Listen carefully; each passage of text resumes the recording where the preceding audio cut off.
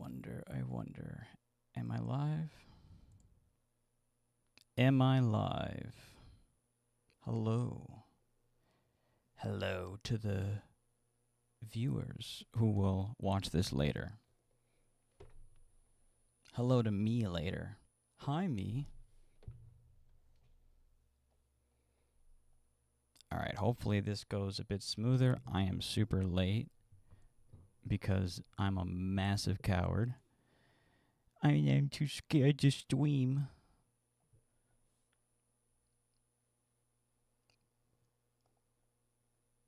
But hopefully things will go smoother now. I should be able to see the chat. Boom. Right? Look at this. Chat's going to be right here. Everything's going to be epic. Everything's going to be epic.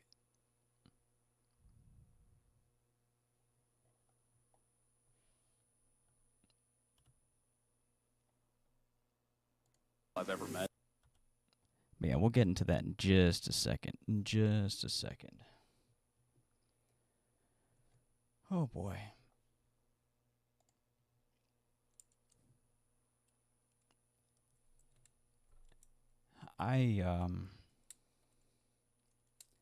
It's going to be weird for me to stream. It's going to be weird for me to stream at first.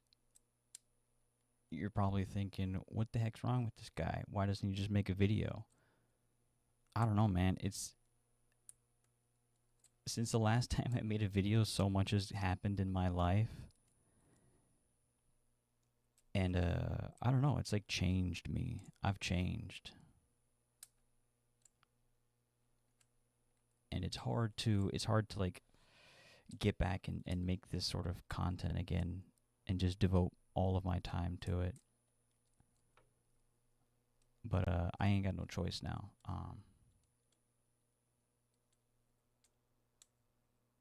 I'm making this my thing, you know? I'm not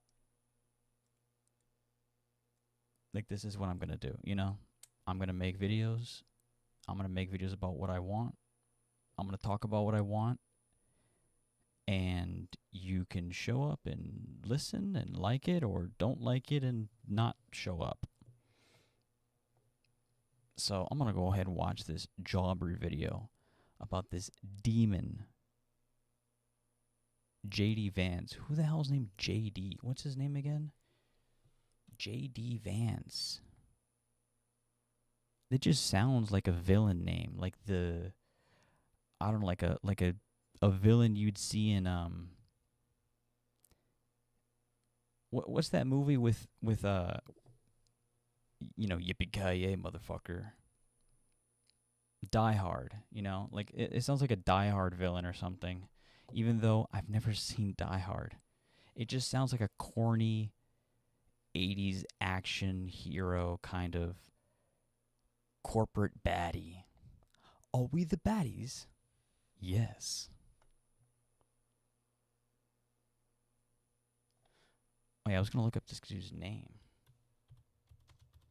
Even though it's probably gonna say it like immediately in the video.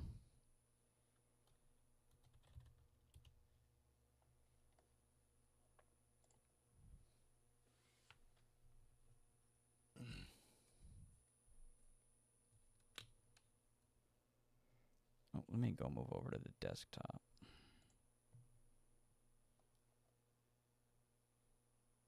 James David Vance? He should have just gone with James Vance. That would have been better. JD Vance is fucking weird. One of your primary sponsors is a guy, Peter Thiel, right? Yeah. What do you owe somebody if you do, like, if you get into office, if somebody, like, donates a lot of money to your campaign? Like, how does that relationship work after that? I think the attitude is you don't owe him anything. I see a lot of crazy stuff on the internet about Peter Thiel. You know, he's always been a friend of mine. He's always been one of the smartest people I've ever met. Like, just a very thoughtful dude. Mm-hmm. But he's literally never asked me once for anything. It's an honor to serve, but it's also a sacrifice to serve. And if people are going to write me a check, great, but I don't owe him anything. So he just believed in you? He believed in me.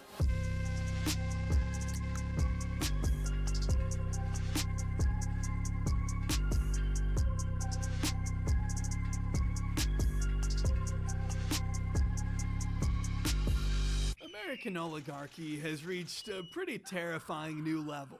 It's been bound to happen. The moment where we all share this earth with the first trillionaire. Netflix is announcing a definitive agreement to buy Warner Brothers in a multi-billion-dollar deal. What are the pros of ChatGPT? It can really do a lot of stuff. People are asking it for healthcare advice, how to learn stuff. And do you use ChatGPT when raising your baby?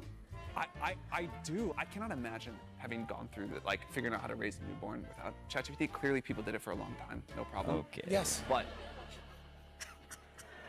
yeah. So I know it's clearly was possible. Yes, it was possible. As prices skyrocket all over the country and income inequality widens, the story stays as cliche as ever. A tiny handful of the most annoying people imaginable. Okay, I'm gonna react to this video, and then later on, I'm going to talk about what I think the best film of 2025 is that I've seen. I didn't see all of them, obviously. In fact, I didn't see very many films in 2025 that at least came out in 2025. Because, well, let's not get into it just yet. I'll talk about that later. Let's get into this video. Peter Thiel, by the way. Peter Thiel is one of those guys he's if you don't know who Peter Thiel is, he's basically like an Elon Musk, but even more cringe, if that's even possible. I've never seen him been able to I've never seen him been able to say a complete sentence without stuttering or just looking like at any moment God is going to zap him out of the sky with a thunderbolt. Get rich off our tax dollars, merging their great empires to create even greater ones in their endless quest to own everything. I mean, these guys have all the money and power in the world, right? What are they even doing with such endless resources? That's pretty cool, I guess. Well, apparently not paying their taxes or solving world hunger, despite whatever promises made by Rocket Boy. Remember when this guy asked for a dollar amount and a detailed plan that would solve world hunger? And when the World Food Program gave him exactly that, he suddenly stopped replying and never brought it up in public again. Do you know how hard it is to get Elon Musk to stop talking? But some guys take it a step further. If your name happens to be Peter Thiel, for example, then you're operating on a totally different playing field than these freaks. Okay. You're still up to your typical billionaire. It's crazy to me how YouTubers, just people making entertainment, content, videos, are able to expose just utter hypocrisy, corruption. It's all plain as day, and yet they're in power. It's something to really think about, everyone knows about the Jeffrey Epstein thing. Everyone knows about the couch fucking thing. Everyone knows about everything, basically. But then we keep doing the same thing in history over and over again.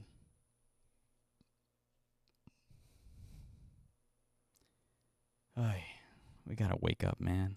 Shenanigans, of course, but you're also doing side quests, like hosting numerous seminars where the main topic is the Antichrist. You know, real regular stuff. He's just like me and you. I don't think it gets more dystopian than extremely rich weapons dealer obsessed with the Antichrist. I mean, if you were to write that in a script, it'd probably be thrown out for being too on the nose. While dishing out spy tech to various militaries and countless federal agencies, Thiel pushes forward on his own personal quest to uncover the true harbingers of the apocalypse. As of this moment, he's found the Antichrist to be emboldened by such wicked and unholy concepts as environmentalism and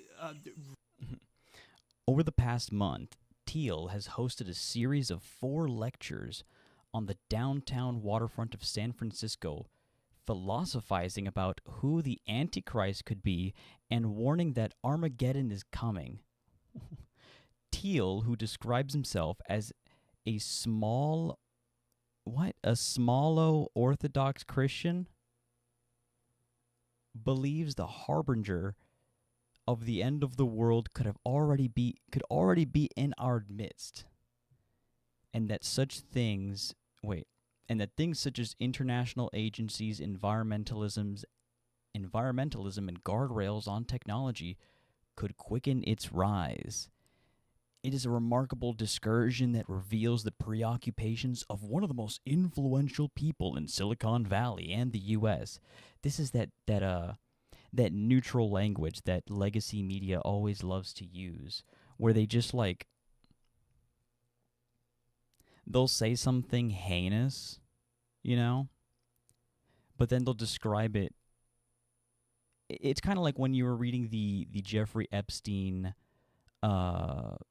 bios that they would put in magazines before they found out that he was doing sex crimes. And they were like, whoa, Jeffrey Epstein, the financier. Who's this guy hanging out with all these powerful people? Says a bunch of really sketchy stuff, and then is like, but man, does he command an audience of powerful and wealthy people? He must got something to him, He must have some suaveness to him, some sort of gravitas that gravitates these people to him. No, man. No. Not at all. Not even a little bit. These people can't write, they can't speak. They just fail up. That's it. That's all they do. Regulating Silicon Valley. Is that in the Bible? In Thiel's own words, the Antichrist is an evil king or tyrant or anti-messiah who appears in the end times. Now, I want you to just pause for a moment here. Just close your eyes and imagine who he could be thinking about when he says that. Who do you think fits that Who could be the Antichrist? Who could be that? Could be Trump, but I mean, come on, that's easy.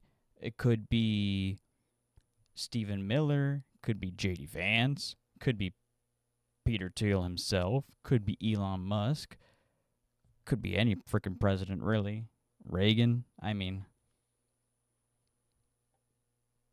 Putin. I know who it is. Maduro. No war. Boss. Definition, because Thiel certainly has some names in mind. Did you think of someone? Did you think of Greta Thunberg? According to Peter Thiel, the agent of the Antichrist might just be a 22-year-old froggy hat-wearing Swedish activist. Dude, the most dangerous terrorist in the world. Look at this. Look at this. You know what this reminds me of?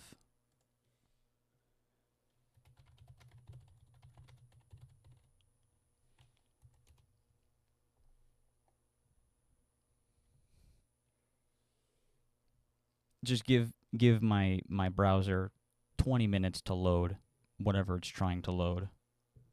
This dangerous, absolute, violent, dangerous.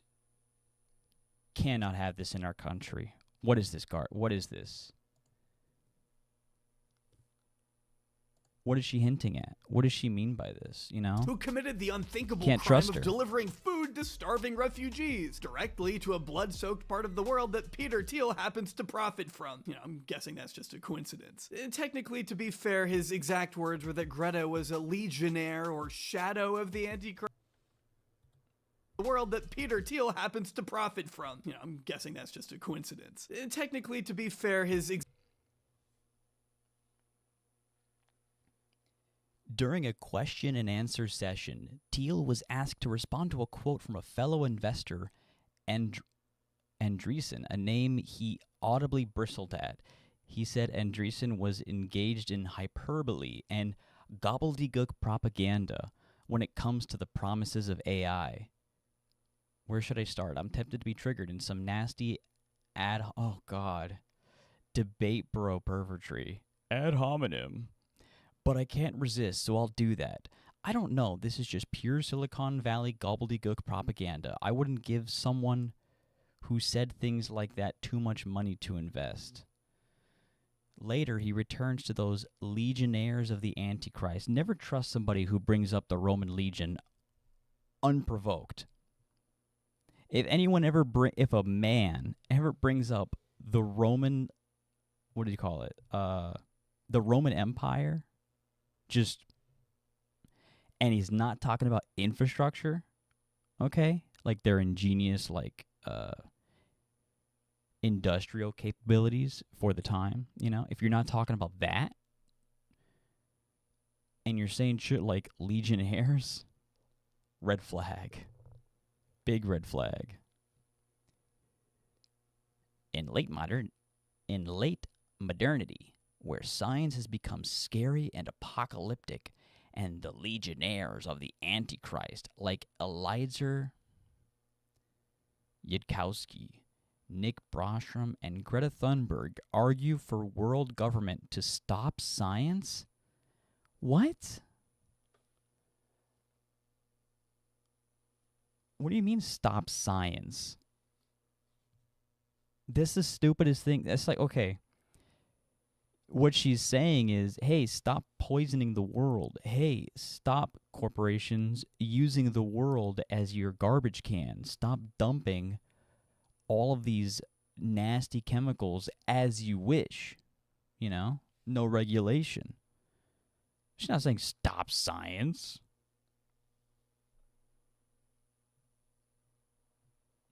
Exact words were that Greta was a legionnaire or shadow of the Antichrist. Greta is, she's maybe sort of a type or a shadow of an Antichrist. The funny thing is that these type of guys wouldn't even agree with Christ if Christ was alive today. Are you kidding me? Him flipping tables in in that one story where the people are setting up shop in like one of the churches or something. I'm paraphrasing the story, but Jesus gets mad and starts flipping tables. Can't be selling here. This is a holy place. Get out of here. Get out. Go on, get. Not in God's house. He'd be like, but the profit margins. People, it's convenient. They just come out of church and they go shopping. It's convenient. Not in God's house. So with Greta, you shouldn't take her as the Antichrist. Wait, what? She's sort of a type of shadow or of an Antichrist of a sort that would be tempting, but I don't want to flatter her too much. So with Greta, you shouldn't take her as the Antichrist for sure. What is he even saying? How is he a gajillionaire? How does this man have more money than I can fathom? With AOC, you can choose whether or not you want to believe this disclaimer that I just gave. What disclaimer? So not necessarily the Antichrist itself, but something close to it, I guess. But sure, it's this kid that fits the mold, and definitely not the guy who told the president's second in command to not necessarily the Antichrist itself, Bro. but something close to it, I guess. But sure, it's this kid that fits. You're going to tell me this is the Antichrist. This is evil. This is a terrorist. It's the mold, and definitely not the guy. And not this golem-looking freak. Dude, you know what this looks like? Oh my god. I know what he looks like. Oh my god. Oh my god, oh my god, oh my god. Oh my god. Core memory unlocked. By the way, what is this? Oh, it's a bird. Okay.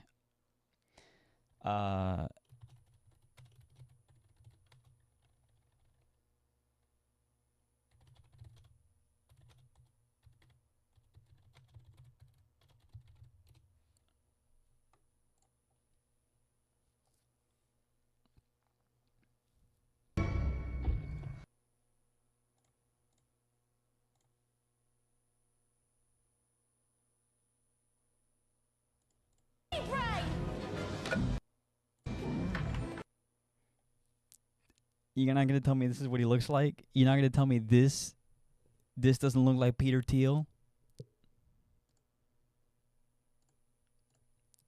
Look at that. Maybe I'm crazy.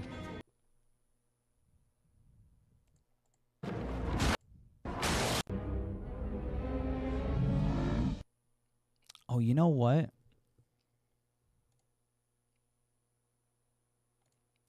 He's like this guy if this guy got buff, but this looks more like Tom Homan, you know, the guy who runs ICE, or I don't know if he still does or not.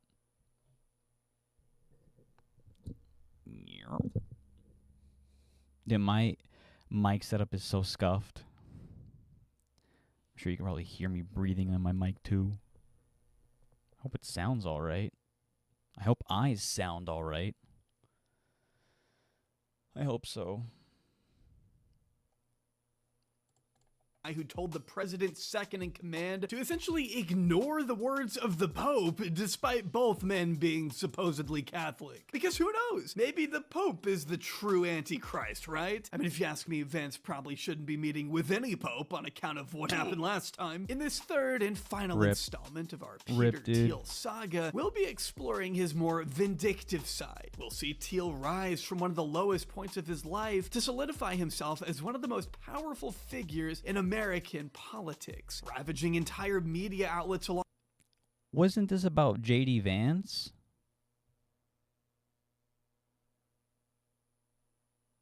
I guess along both. the way, and installing his own personal minions wherever he sees fit. Join me in shining a bright spotlight on the unchecked influence that Peter Thiel has cultivated and continues to wield to this very day. After all, in his words, being evil is far preferable to being incompetent.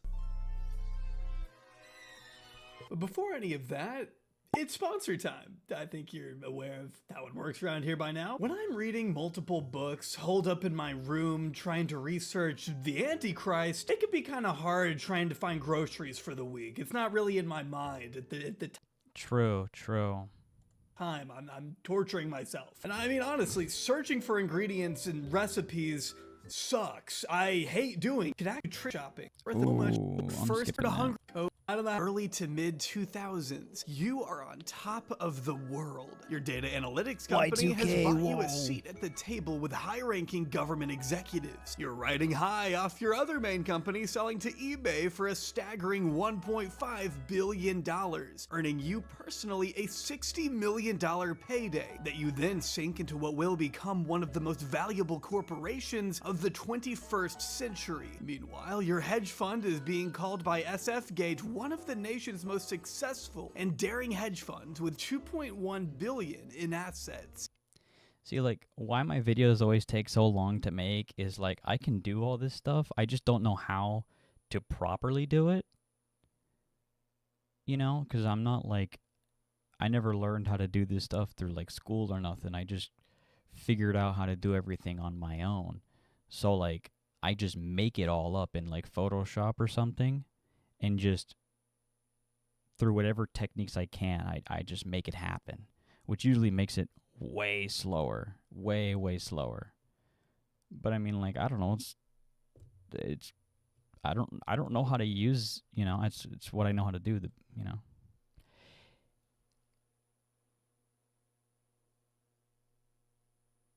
I've got a way of doing things, and I kind of like it. It's just very time consuming, you know.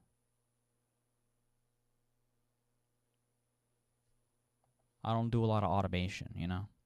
Not saying that he does, but like I don't know how to use After Effects, and any effects that I do in my videos that I do like replicate is all like by hand keyframe stuff, making it like really slow.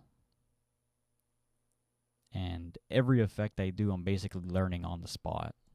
You're getting invited to speak at conferences and being praised as a kind of investing savant. More glowing profiles are being written about you than you know what to do with. The stuck-up mainstream institutions you've always loathed are finally lauding your name. From the New York Times to Fortune to Forbes, which went so far as to call you the philosopher king of hedging. Within the confines of Silicon Valley and those who report on its power brokers, you are seen as a god. But what's this? Someone Someone's at the door. Who could it be? The worldwide financial crisis of 2008? Not who I was expecting for some reason. For perhaps the first time in his life, Peter Thiel was beginning to struggle. Whatever struggling means for a guy in his tax bracket anyway. In November of 2008, how does a billionaire struggle?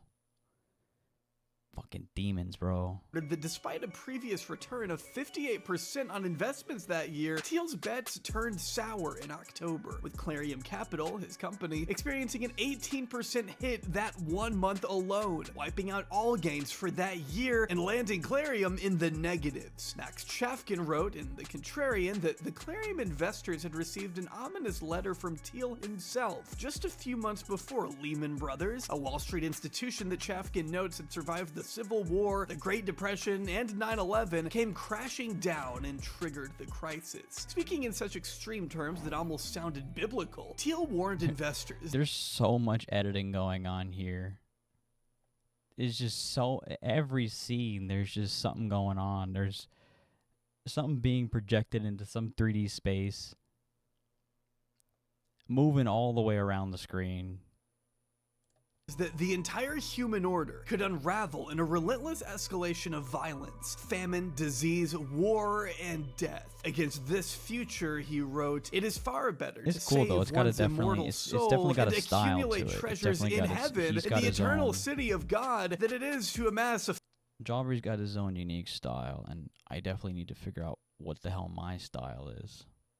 Fleeting fortune in the all I do though is I try way too hard in my presentation. I think way too much about how visually I want to present my information, and I want it all to be like cohesive. So like if you go and watch my last video, the Hollywood from the 70s to the 80s, if you notice all the aspect ratios, like if there's a movie that isn't letterboxed, but the movie clip before it was letterboxed, I will then in editing make the scene of the film that isn't letterboxed, and I'll crop it to make it letterboxed, so that the aspect ratio isn't just constantly changing the entire video. You know, I tried to make it very cohesive in that way, and if I do need to noticeably change the aspect ratio, I think I shrink the margins into like a square or at some point. Transient and passing city of man. I'll be honest, hearing those words from the guy in charge of my investment portfolio probably wouldn't fill me with the most confidence, I won't lie to you. But even as his prediction of a recession rang true, Chafkin reports that Thiel was unprepared to weather the storm. Precisely, he wrote, because he could not convert his big idea into a trading strategy. And by the end of 2008, Thiel was down roughly 5%, triggering pensions and sovereign wealth investors. Dude, 5%. I have no clue what the fuck that means. To pull their money out of Clarium, effectively ending his career as a professional hedge fund manager, in the words of Chafkin. But even outside of his reputation as an investor, cracks were beginning to appear in Thiel's personal life. See, Thiel is someone who has always benefited from scheming in the shadows, and the more he spoke openly, the more he seemed to gross people out. In 2009, Thiel wrote an infamous article for the libertarian Cato Institute that appeared to decry women having the right to vote as one of the reasons democracy hasn't worked, writing, since 1920, the vast increase in welfare beneficiaries and the extension of the franchise to women, to constituencies that I'm not paying. I'm just I'm more focusing on the editing of his video, cause now I'm thinking about the purpose behind every editing choice. Why is this presented as signs on billboards in the streets, like on the side of buildings? I don't know. I don't understand. And it's all moving so fast and changing art styles and everything so quickly, you know. It does it so quickly before you're even able to really think about it, I guess. But then again, I pause.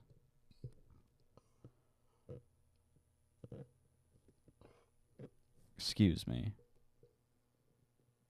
That are notoriously tough for libertarians have rendered the notion of capitalist democracy into an oxymoron. The Huffington Post reported in 2016 that Thiel did later claim Capitalist democracy.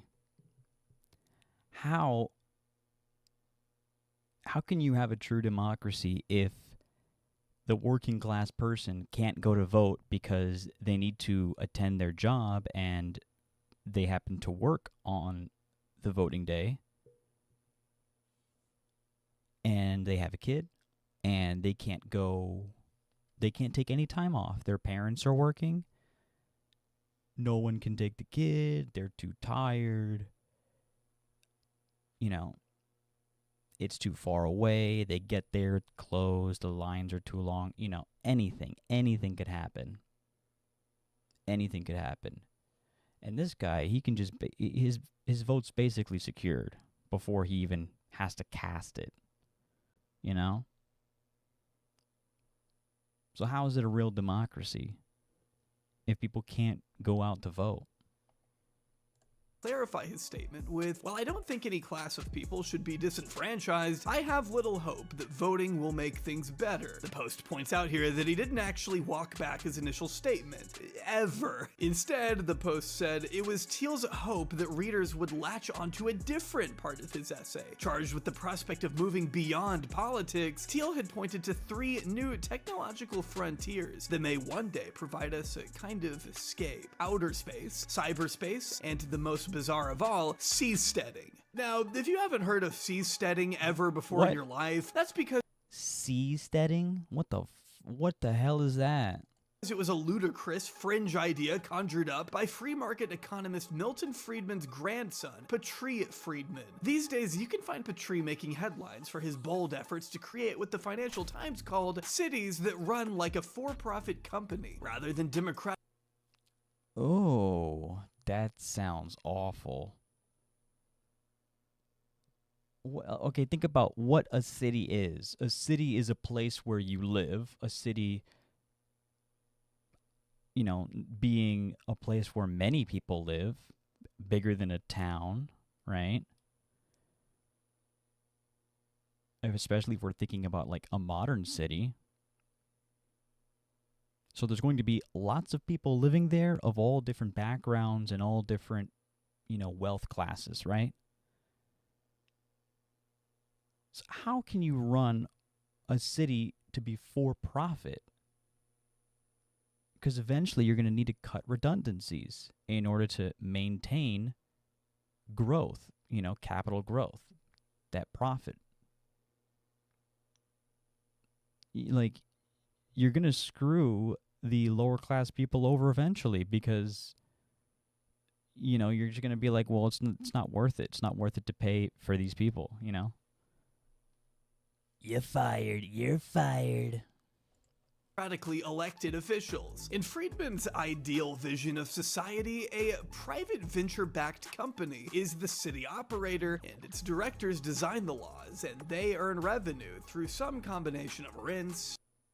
Private venture-backed company is the city operator, and its director designs the laws. Okay, so I'm living in the city, and I don't agree with a specific rule. Let's just not even get into why, but let's say it's very detrimental to my existence in this city. What the hell am I supposed to do? You know? In this hypothetical. Taxes and service fees. But in order to achieve this dream of starting a corporation-style city, Patri and his friends would need to find a big enough plot of land, and they've already started scouting. He admits that in Africa, we are looking at land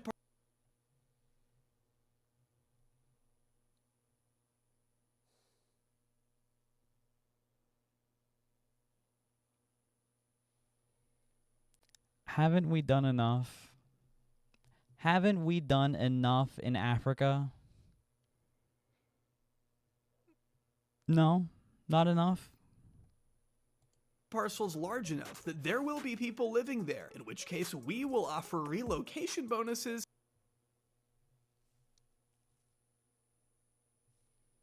Do you see how history repeats itself over and over and over and over and over and over and over and over again? The same shit happens over and over and over again. Wake up. Wake up. Like, what are we doing, man?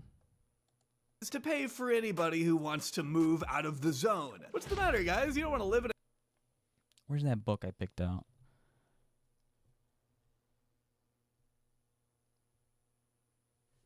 Let me go grab this big tome of a book.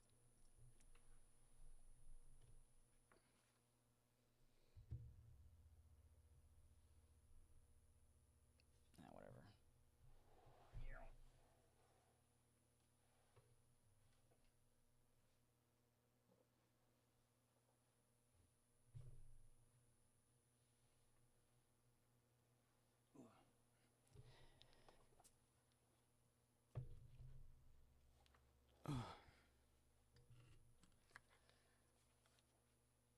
Oh boy.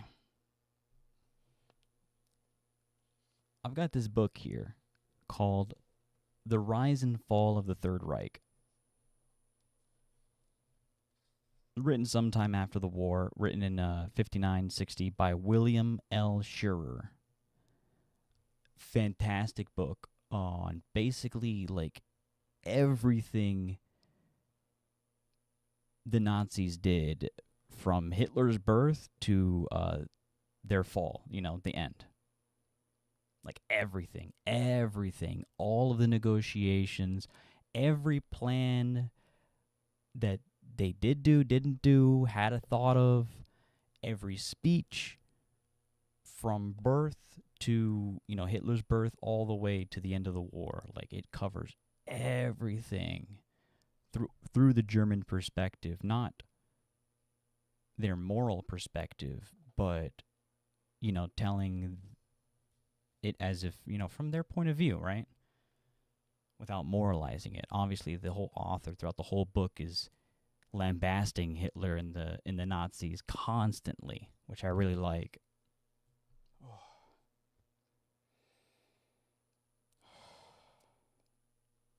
I'm not feeling too well, so if you see me take a breath like that, I just got to take a breath.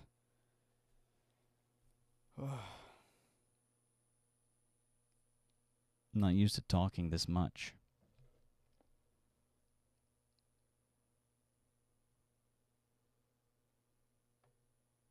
And there's so many little context notes in here too, and it's so like not accurate is what I wanted. It's so specific. It gets into such nitty-gritty details on every little thing. But specifically what's most interesting is like how everything that I read in this book is basically happening again right now. In real time. Like it's happening verbatim. The appeasement Chamberlain did with Hitler and allowing him to secure land without war, without like actually invading and declaring war on another, sovereign nation, which I believe he did with Czechoslovakia. They were basically aggressively prostrating themselves and claiming that Germans were being prosecuted or some sort of oppression, right? And that Germany needed to step in to these borders that weren't theirs, into borders that weren't theirs, in order to stop this injustice, right?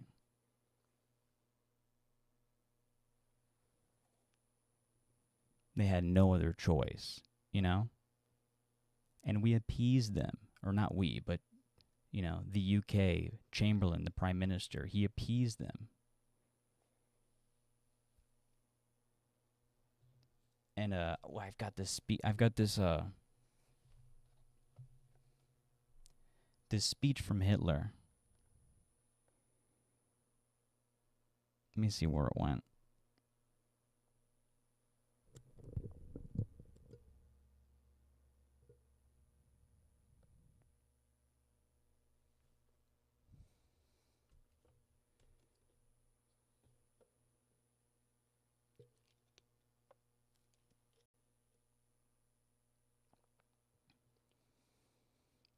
This is in 1939. It's a Hitler speech to the commanders-in-chief. We will hold our position in the West until we have conquered Poland. We must bear in mind our great production capacity. It is much greater. I should probably pull this up on the frickin' here.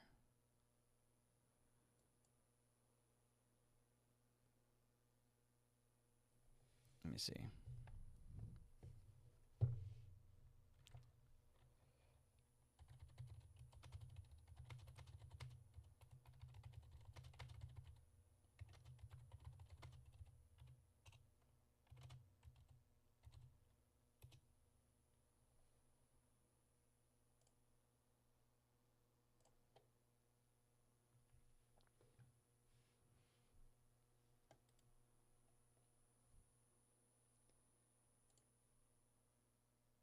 This is it. Oh, I don't feel well at all.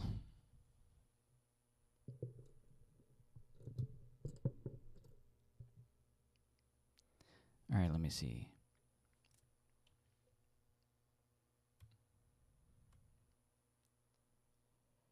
It was clear to me that the conflict with Poland had come sooner or later. I had already made this decision in the spring. Threatening situations, relationship with Poland to fight against the West.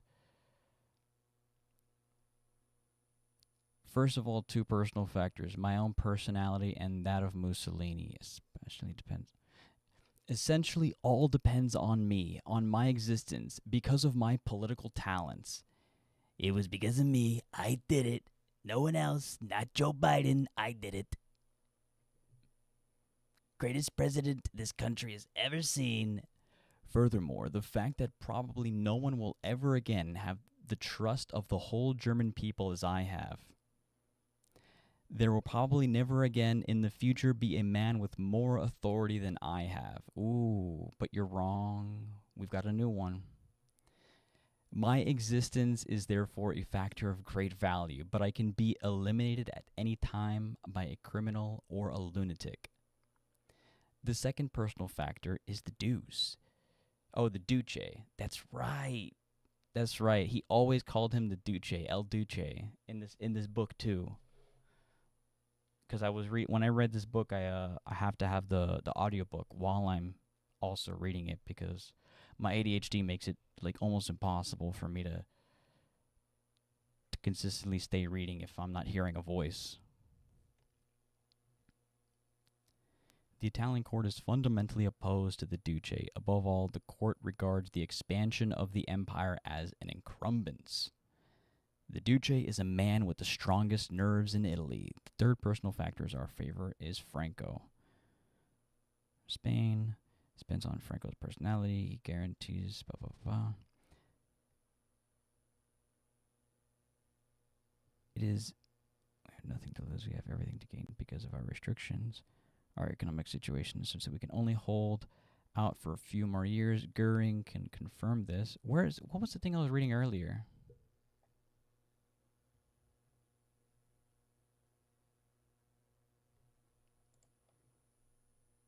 Oh, there's more pages. That's why.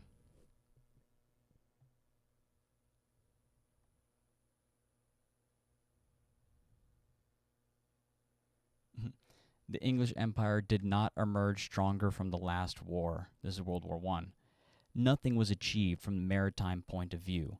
Strife between England and Ireland, the Union of South Africa has become more independent. Concessions had to be made in India. England is in the utmost peril, unhealthy industrialization.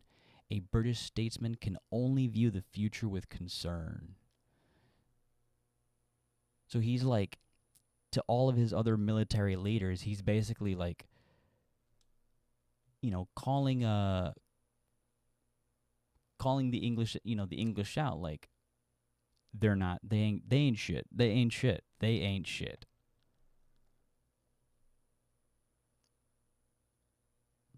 Since Albania, there has been a balance of power in the Balkans. Yugoslavia is infected with the fatal germ of decay because of her internal situation. Romania, open to attack. all these favorable circumstances will no longer prevail in 2 or 3 years' time. You see, like, Hitler had, like, he was ready to take his time, even though he was aggressively pushing things constantly, like Trump is. The creation of a greater Germany was a great achievement. My Polish policy here, though, was contrary to the views that people. My proposals to Poland were frustrated by England's intervention. Where is the thing that I'm looking for?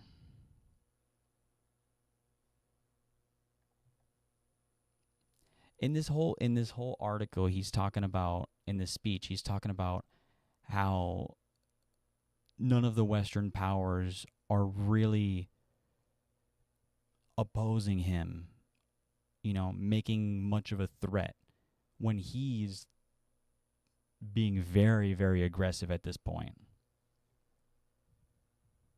This is most likely after they've already rearmed and have been rearming for a while.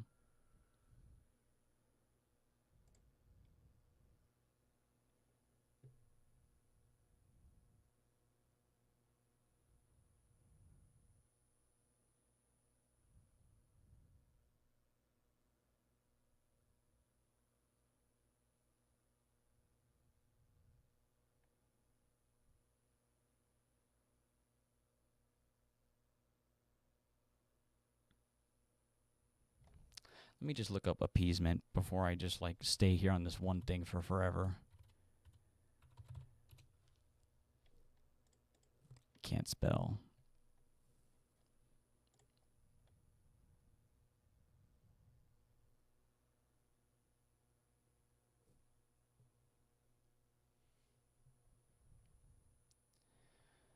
Appeasement.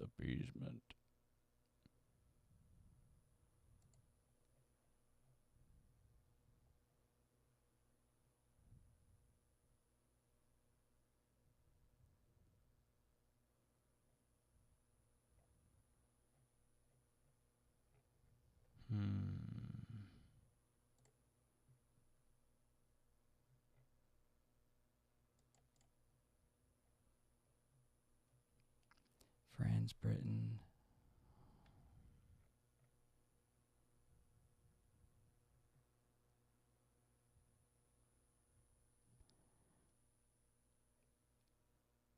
Earlier today, I was doing research and I read something in one of these articles, and I'm trying to find it.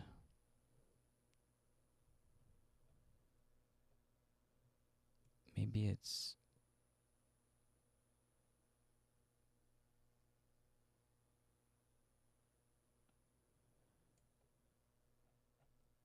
Oh my goodness. Okay.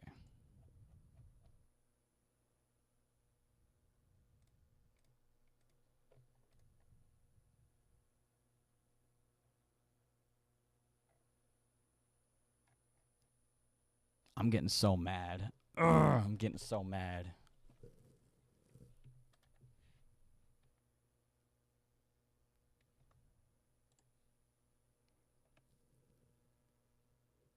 Proposal for non-aggression, the comprehensive proposal.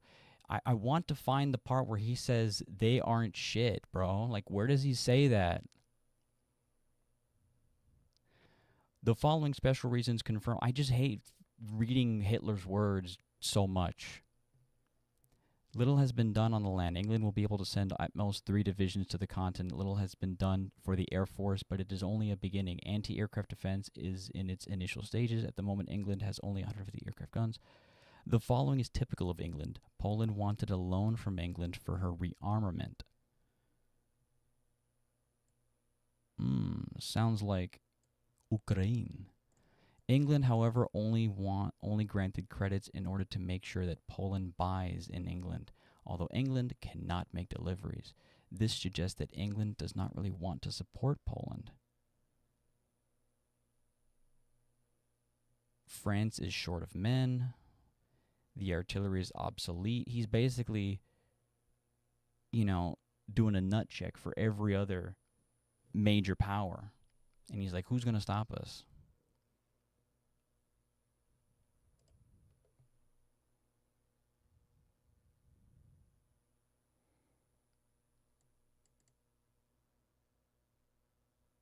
Oh, look, okay. All of these favorable circumstances will no longer prevail in 2 or 3 years' time. No one knows how much longer I shall live. Therefore, better a conflict now. Who else doesn't have much time left in this world? You know?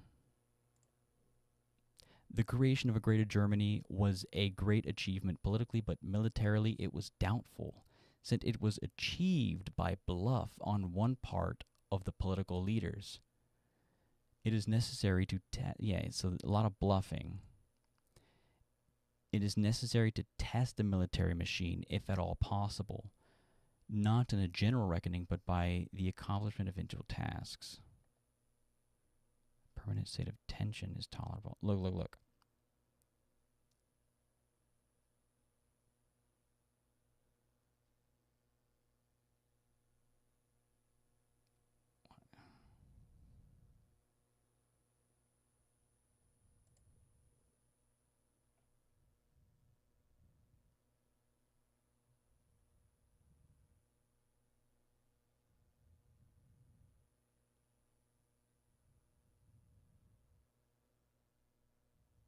Oh, I missed it on the first page, I think.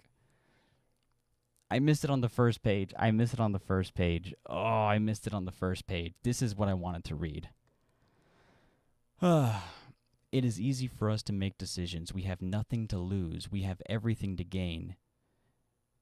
Because of our restrictions, our economic situation is such that we can only hold out for a few more years. Goering can confirm this.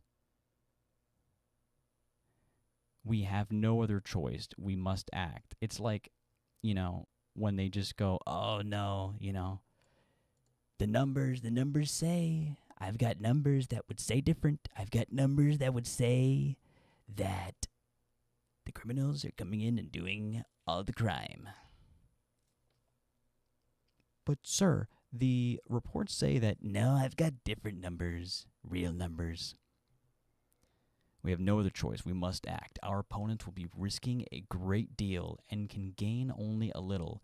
Britain's stake in the war is inconceivably great. Our enemies have leaders who are below average, no personalities, no masters, no men of action.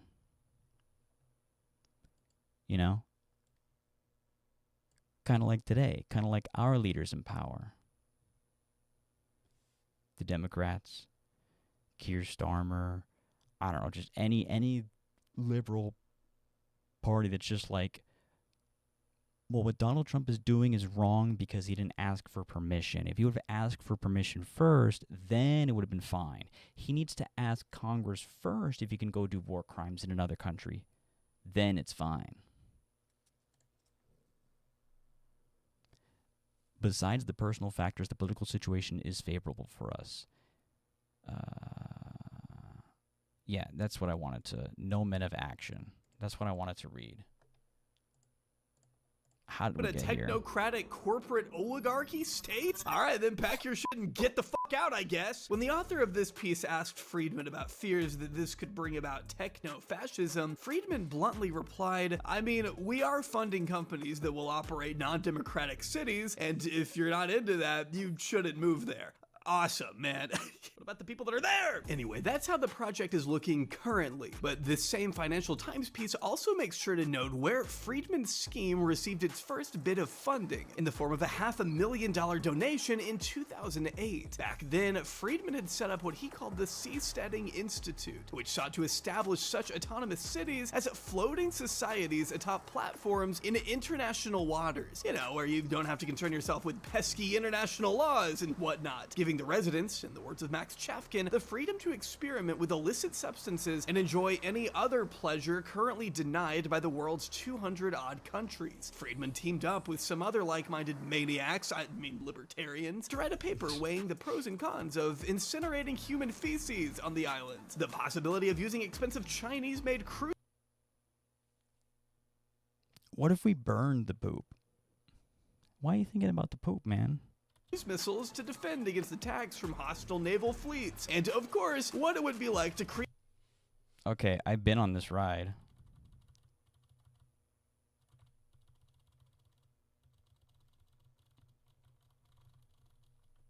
This ride right here, this is like the 20,000 Leagues Under the Sea, or it's like some submarine ride in Disney World. But like, I don't know, the one I went to was in Disney World, in Disney Tokyo. So, and I've also been to the LA one. But I don't remember which one this would have been at. Fleets. And of course, I could be totally wrong too, but this what it reminds me of. What it would be like to create a society free of taxation. You wonder why Peter Thiel would be down for something like that. As would be impossible for anyone to predict at the time, the concept of seasteading didn't exactly pan out in the long run, especially as questions of logistics began to pile up, even as the movement gained significant approval from Thiel and Friedman's fellow libertarians. Business Insider reported in 2018 that because the United Nations grants every member state control, It's kind of like why a corporation trying to throw a music festival is just not going to work, you know? The music festival has to be run by people who want to throw a music festival, people who like music, who know how to run an event, who want to run an event, who the purpose of doing the event is for the event to exist and for people to enjoy it, and that then is their job, and that's how they get paid, right?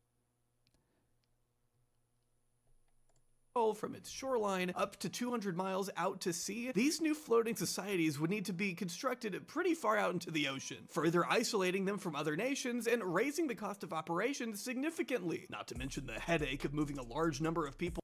The amount of like rescue services and taxes that would need to be put into that would be like insane. You can't also, with like rising water levels and just how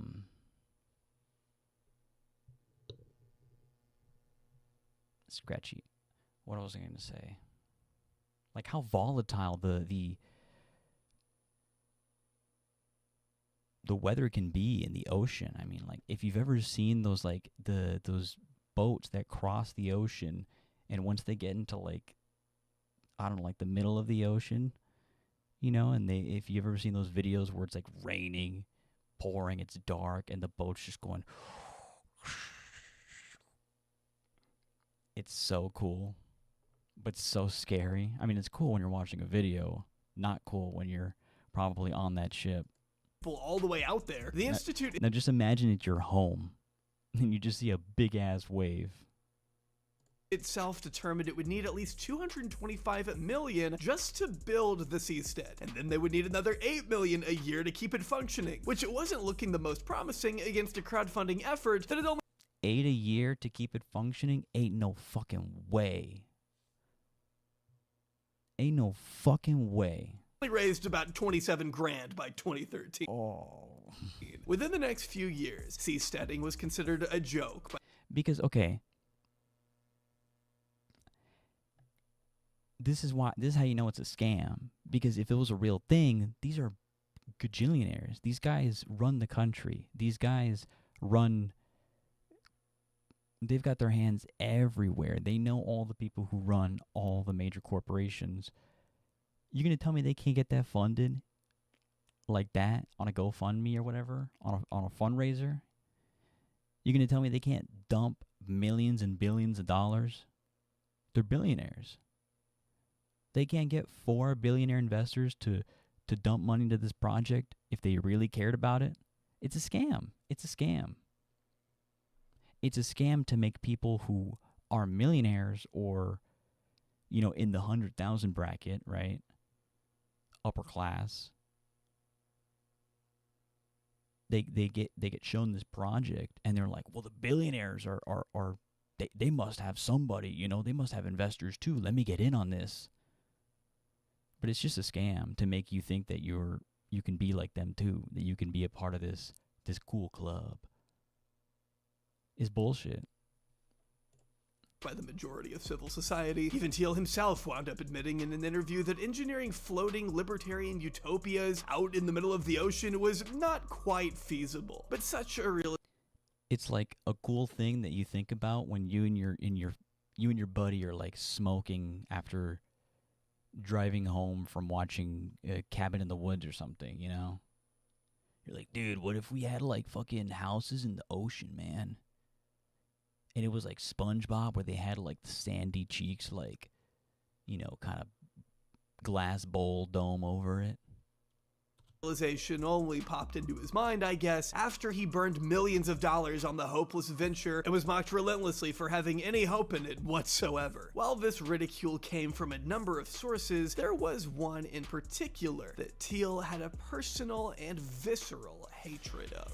If you've never heard of Gawker Media, there's a reason for that. A reason that will reveal itself to us very soon. But if you do happen to be familiar with the publication, then you might know them as the irreverent, flame-throwing media network that by 2012 was the proud parent company overseeing a fleet of various websites, including Wonkette, which... Parent company is such a strange word to me. Parent company. A company is like a business, right? But now businesses own other businesses. So if you had a business and now another business owns your business, how much say do you get to have in your business now? Now, if it's a cooperative, it's different because technically now you all have a say. Covered politics, Jezebel, which was mostly women's commentary, Deadspin, sports, Gizmodo, tech, Kotaku, being a fleet of various websites, including Wonkette, which covered politics. After ICE killed a woman, too many newsrooms choose government PR over actual journalism. True. Letterboxd claimed its one celebrity victim of the year. I don't know what that is. Trump officially withdraws U.S. from UN groups focus. Okay. Jezebel, which was mostly women's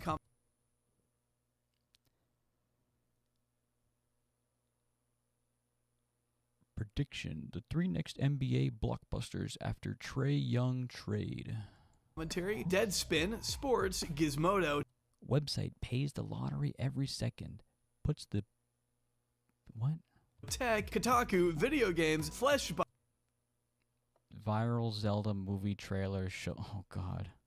Porn, and most relevant to our story today, Valleywag, a blog that took pride in their needling criticism of Silicon Valley tech lords. This is where Peter Thiel found his mortal enemy, Nick Denton, founder and managing editor of the... Okay, I feel like, has there been one person that Peter Thiel has liked in this video so far? Like, even if we go to the Jeffrey Epstein video, like... he's getting along with people, like the guy who gave him all his money, Les Wexner. You know, Epstein's getting along with him. Epstein getting along with Trump. Epstein's apparently getting along with Noam Chomsky. But Peter Thiel just seems to hate everybody. Who's this guy? Flagship site. While Chafkin notes that Valleywag wasn't near as large or consequential as Gawker's other sites, Denton considered it his pride and joy, personally taking over blogging duties in 2006. As an Oxford-educated journalist who had previously covered the tech world for the Financial Times, Denton had a keen understanding of the Valley as the center of the world, for better and for worse. But as far as Valleywag writers were concerned, it was mostly for the worse. Valleywag, by the way, is, Valleywag. Like Silicon Valley. I hate that name. Like, wag. I don't know, it's like such a hard, like, you gotta say it right. Valleywag, I don't know, it doesn't roll off, it doesn't have good mouthfeel. As an effective tabloid, it was their job to almost exclusively focus on the negative side of the burgeoning tech world, publishing blistering reports of its top leaders. But Chefkin explains here that there was a reason for that too. Back in the day, mainstream outlets tended to be a lot less critical of Valley figureheads like Steve Jobs and Bill Gates, particularly because it was flattery that got you access to these titans. If you wanted to be the first to review a new product or get your foot in the door at an exclusive event, there was a limit on what exactly you were allowed to say. I'm just gonna make this full screen. Ain't nobody chatting in my chat. Chefkin notes that, for example, reporters guilty of negative coverage of Apple would routinely be banned from launch events, taken off lists for review units, and worst of all, shunned by Steve Jobs, who maintained close personal relationships with the very reporters who were supposed. What is this picture? What is this? Also, why does he look like Chris Kunzler here? What the fuck? To be holding. Why does he look like Chris Kunzler here?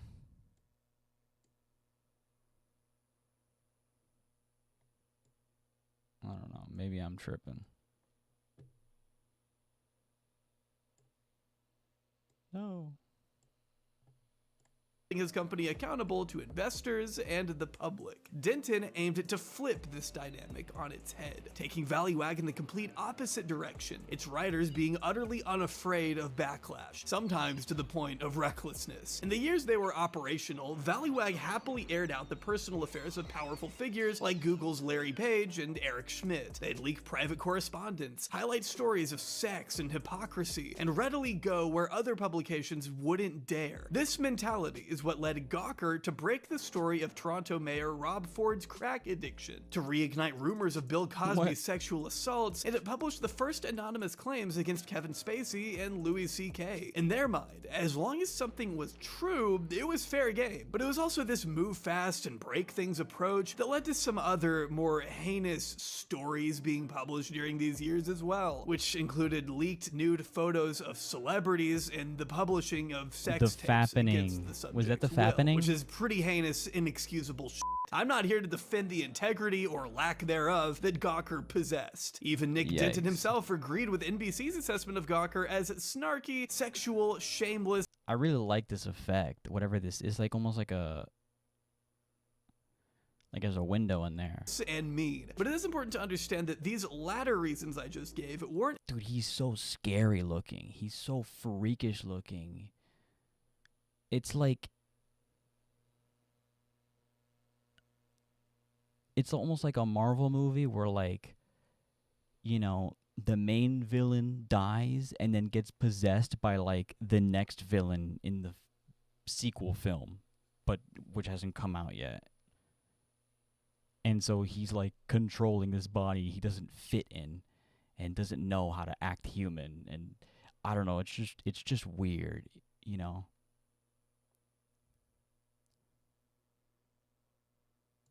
Exactly the reasons why Teal despised them. He had it out for Gawker long before they started flirting with the more inexcusable forms of content, and those reasons were entirely personal. As far as Valleywag was concerned, Peter Thiel considered them, and this is an exact quote, the Silicon Valley equivalent of Al-Qaeda, even doubling down on the comparison when he said its employees should be described as terrorists, not writers or reporters. Again, Valleywag he's talking about, the one that went after his friends, not Gawker as a whole. Just need to point that out. Though he acknowledged that terrorism is obviously a charged analogy, Thiel may.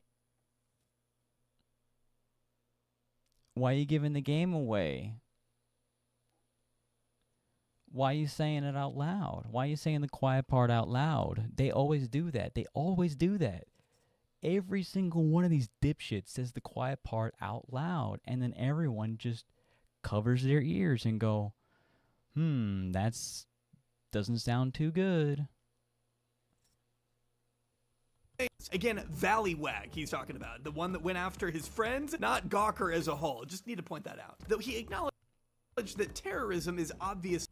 So it's like when you say this news outlet is scummy. It's they're terrorists, and they're terrorists because they're going after my friends. Like, we know what you're saying. We have the ability to process context. and see what you're implying.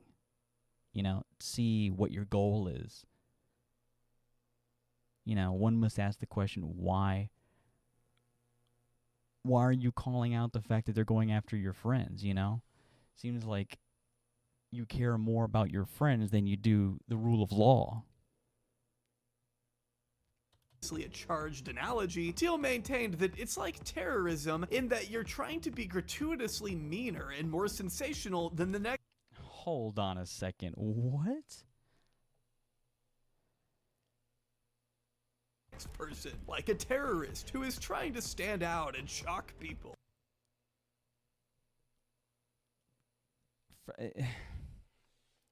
First of all, the term terrorist, in and of itself, in the way that it's used in an American context or in a modern context, you know, is troublesome because it's a word we've used to name someone we want to be our enemy without anyone of the public, like, trying to empathize with them or seeing them as a human.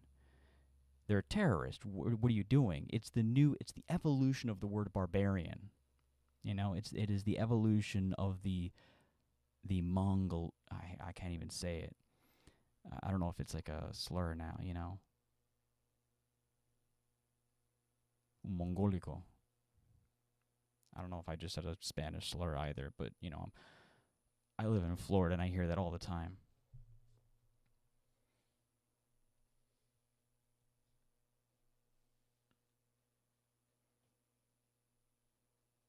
In Japan, their indigenous people that they genocided were called the Emishi people, right? Now, what the Japanese people did is they called them Oni, which basically meant barbarians, that they were savage, uncivilized.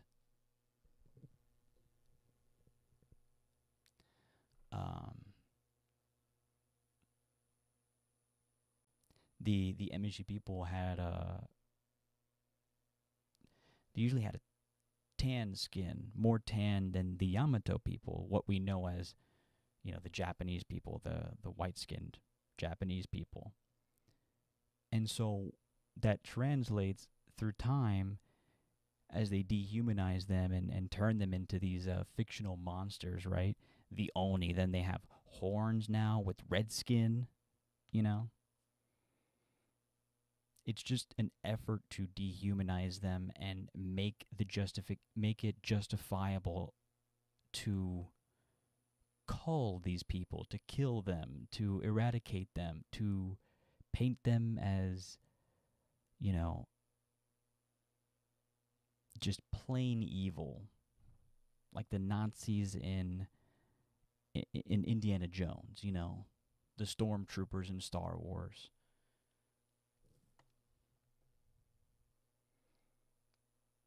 Because a resistance fighter, a revolutionary, someone fighting against a dictatorship, you know, against oppression, could be a terrorist as well.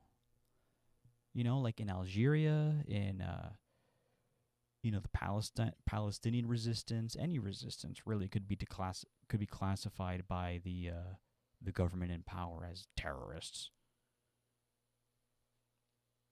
Interesting theoretical question, he added, whether if Valleywag went away, something else would fill it. Yeah, so they're terrorists because they're mean to me and my friends, and they write mean articles, which could cause hate and targeted harassment that could get me killed, but it doesn't, and it's all made up.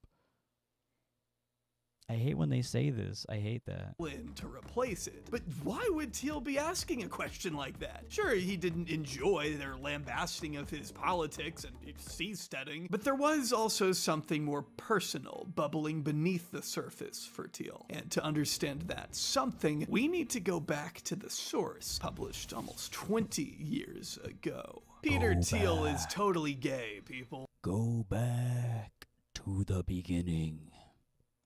Those were the 6 words that came screaming across Teal's screen one fateful morning in December 2007. It was a story published by Valleywag contributor Owen Thomas, a man who had been dropping occasional hints at Teal's. Dude, what is with these dogs, bro? My mom has a dog like this too, okay?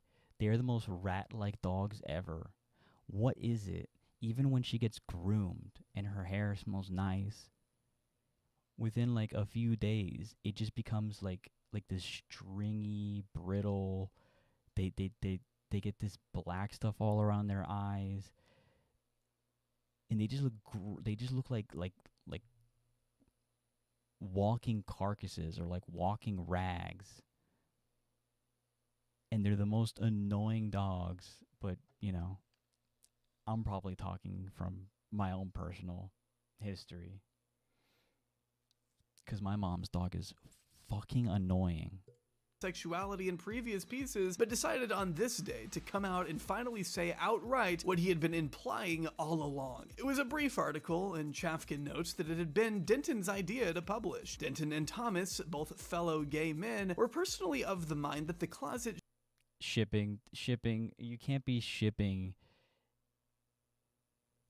your opposition that you're writing like articles about. You ship the characters you see in your TV show. You ship your favorite comedy streamers, not super seriously, you know? What the fuck? I mean, I don't give a shit about Peter Thiel. Fuck him, but it's should funny. be thrown wide open, with Thomas later remarking that This like, dude, Stephen Miller and Marco Rubio, I wonder who's top and who's bottom, you know? I see the whole assumption that there is a closet that people are in or out of as it problematically reifying heteronormativity, arguing that in his view, hiding one's sexuality actually reinforces inequality and discrimination. Here's what the piece said. How many out gay VCs do you know? I think it explains a lot about Thiel. His disdain for convention, his quest to overturn established rules, like the immigrant Jews who created Hollywood a century ago. A gay investor has no way to fit into the old establishment. That frees him or her to build a different, hopefully better system for identifying and rewarding talented individuals and unleashing their work on the world. That's why I think it's important to say this. Peter Thiel, the smartest VC in the world, is gay. More power to him. Chafkin also points out that Denton and Thomas were hardly alone in this style of reporting at the time. Back then, it was actually pretty common to see celebrities' sexualities being openly discussed on the front page of tabloids, with Out magazine including Anderson Cooper and Jodie Foster as celebrities. I'll never understand celebrity culture. I don't even like the word celebrity. I hate the word celebrity. Like for me, you know, like let's say I see Ryan Gosling. That's an actor, you know? A thespian, a performer, an artist. I think the term artist can be used pretty liberally, you know, like an architect, someone who designs houses or buildings. I think they're artists too, you know, someone who designs, you know, like a ride, you know, like the Imagineers at Disneyland, Disney World.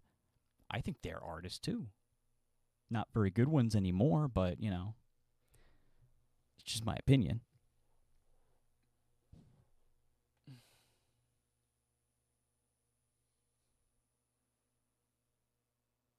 Celebrities who were widely known to. But like, I don't care what they're doing in their personal lives. In fact, I don't want to know unless it's like relevant to anything that has to go on in my life. To be gay, but who'd never made it explicit. On its cover, under the headline, The Glass Closet. What's more is that Thomas never felt like he and Denton were necessarily outing Thiel in the conventional sense, as just about everyone with close business dealings with Thiel knew about his sexuality anyway. By this point, Thiel had been in a long-term relationship with BlackRock Vice President Matt Danzeisen, and had been spotted with him at Christmas parties. Thiel's Friendster profile, according to Thomas, reportedly made clear that he was into men. As one longtime employee of Thiel said, it wasn't even an open secret that Thiel was gay, it was just open. What Thomas took particular issue with was. Wait, does this mean that like vaporwave is gay? Is the vaporwave aesthetic gay now? I mean, that's cool, you know. I'm not a foe or nothing, but what is this? This dude's got a weird smile. He's like,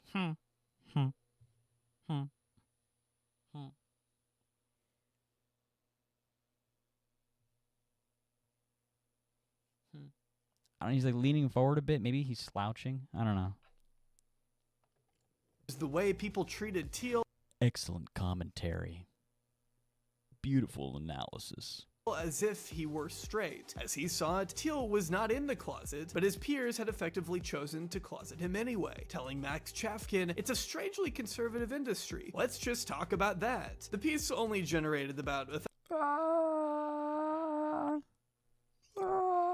1,000-page views when it was first published, and no one working at Clarion seemed to take note of it whatsoever. Besides, Teal was used to being featured in big, mainstream news outlets by that point in his career, so a little blip like this on Valleywag shouldn't have gotten under his skin, but it did. Very much so. And it was the comment left by Denton underneath the article that pushed him over the edge. Denton wrote, "The only thing that's strange about Teal's sexuality, why on earth was he so paranoid about its discovery for so long? It was this implication that Teal was not just gay, but psychologically unstable for wanting to keep his sexuality somewhat private that struck a particular chord within the man.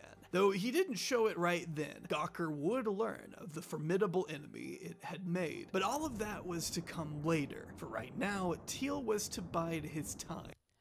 How dare... Oh, I got a comment. I watch 100 movies a year.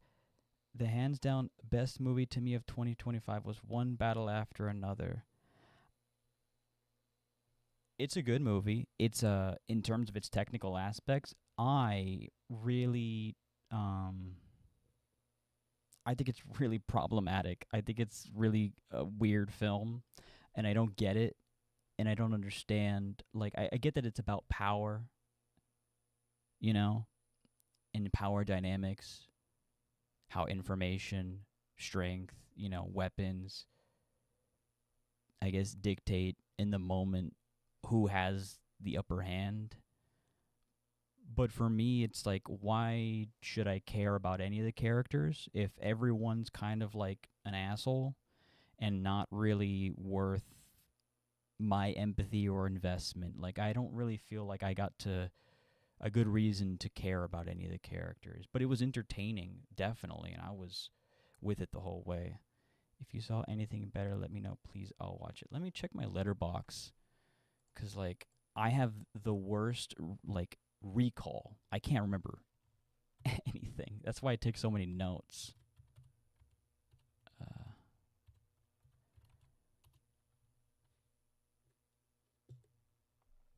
Let me see.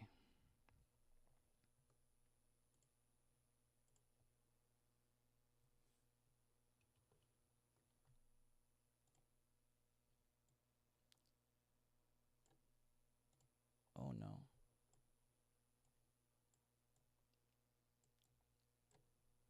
Okay.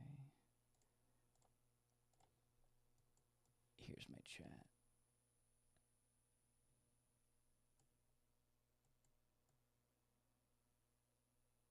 Oh, this movie. What was this called?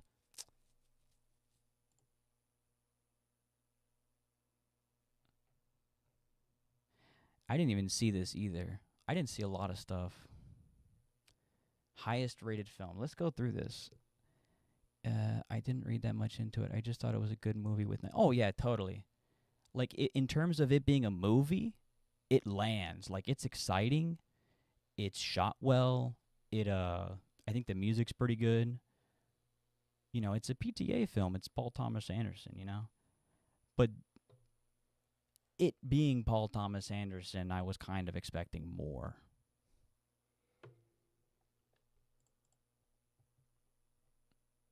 Chainsaw. Is this too zoomed in?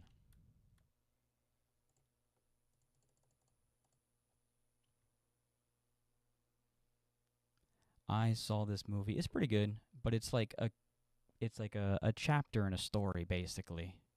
You know, so it's like almost like a season condensed for a movie. The Voice of Henry Job. I have not seen that.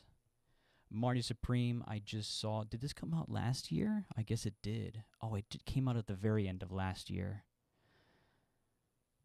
All I'm watching the movie for, it'd be a good movie. I don't care about the genre or anything. I'll watch. Yeah, if it's good, I'll watch it. You know, I'll watch anything as long as it's good. Just entertain me, you know.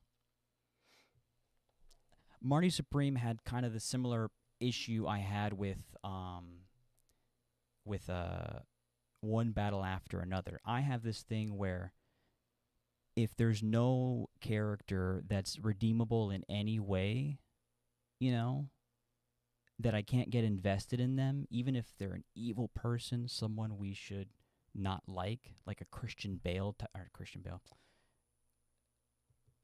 Patrick Bateman, sorry, like a Patrick Bateman character from American Psycho. Like, he's a murderer, psychopath, but we're invested. We like him, you know? Walter White, Breaking Bad, we like him. Not a good person, not at all. In fact, kind of an asshole, but we still like him.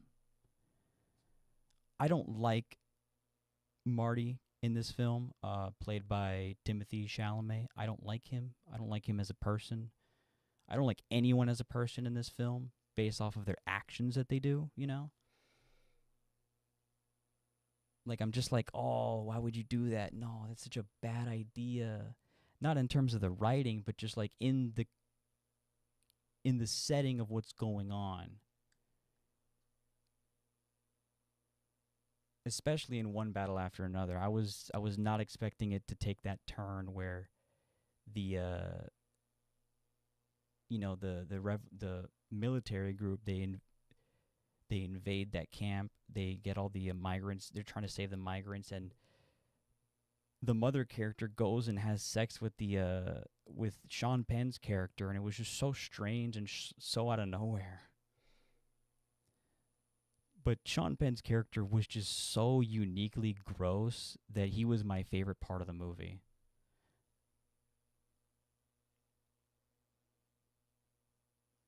Like, my favorite aspect of his character is whenever he would get his comb and, like, stick it in his whole mouth and then do this, which apparently he got from, like, some politician who did that.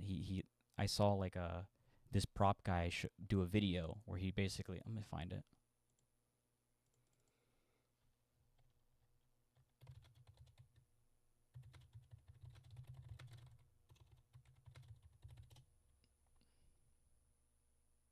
I believe the most notable prop in the movie, One Battle After Another, is the comb that Sean Penn wets with his mouth and then proceeds to style his hair.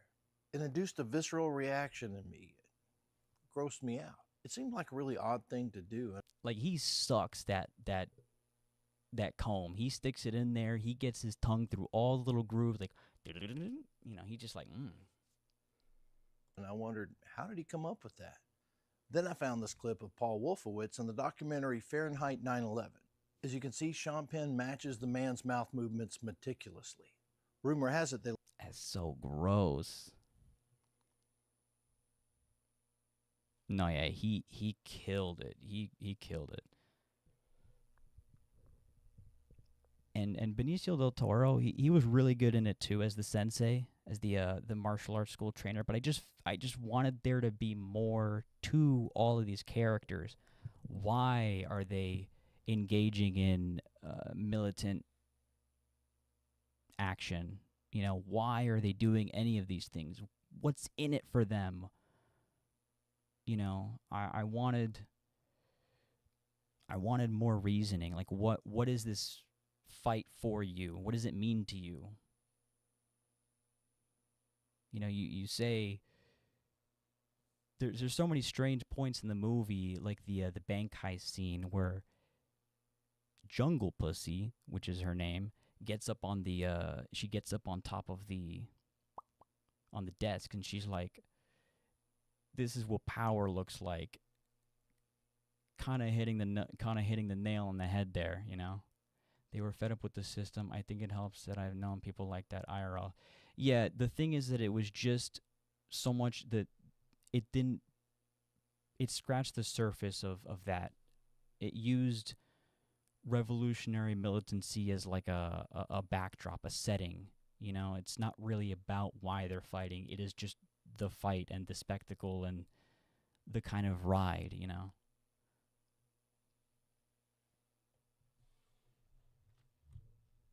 And I just wanted to know more about all the characters, and I feel like it was just more focused on the journey than the why. of why they're going on the journey in the first place.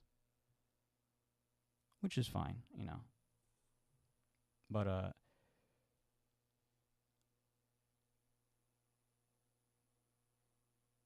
the stuff was just to get into the movie.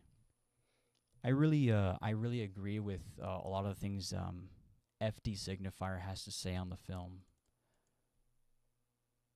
You know, and its portrayal of black women and stuff. But I mean, he agrees too that the movie is still entertaining beyond its very questionable portrayal. But you know, where was I? But this is a good movie. I think let me see. I think One Battle is probably better than this. Just because of how this movie ends.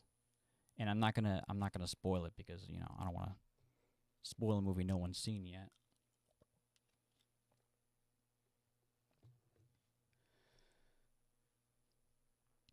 But the music was so good. Some of the shots that were during the tournament scenes, which is basically like this scene, were so good. Like the beginning and middle half of this movie were great, and then the last half is just kind of, it feels like he didn't know how to end it and then just gave it the Uncut Gems ending. Not that it's verbatim the same as Uncut Gems' ending, you know, but that's all I'll say, because it's on your list, and I don't want to spoil it. No spoilies. I swear I didn't see this. I know what this is, but him, I don't know, something about him is I have this aversion to. I don't like hearing him talk. I don't like hearing the words come out of his mouth. It is just like, maybe I've seen him in a bad movie, and I think it was what's that Lars von Trier movie? Nymphomaniac. Him and Nymphomaniac, I don't know, I got weird vibes from him, and I've never really been too excited to see him again. And she is from, oh, you know what? Hakeem Trier is the guy who did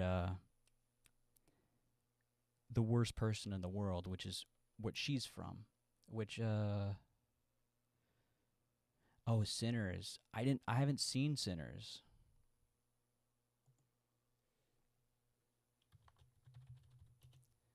But that's a movie I feel like people were talking about in a way where, like, some people had one take and then other people had a different take. But I didn't see it. So, like, I don't know what the controversy is. So I need to see it. Trying to leave their troubled lives behind, twin brothers return to their hometown to start again, only to discover that an even greater evil is waiting. I don't know what that means. I don't know what any of this means. Hometown where? What time period? What do they do? Oh, it's on HBO? All right, I'll watch it. I do love, what's his name? Michael B. Jordan? Crew. Cast. Wait, right here. Yeah, Michael B. Jordan. He's great. Coogler.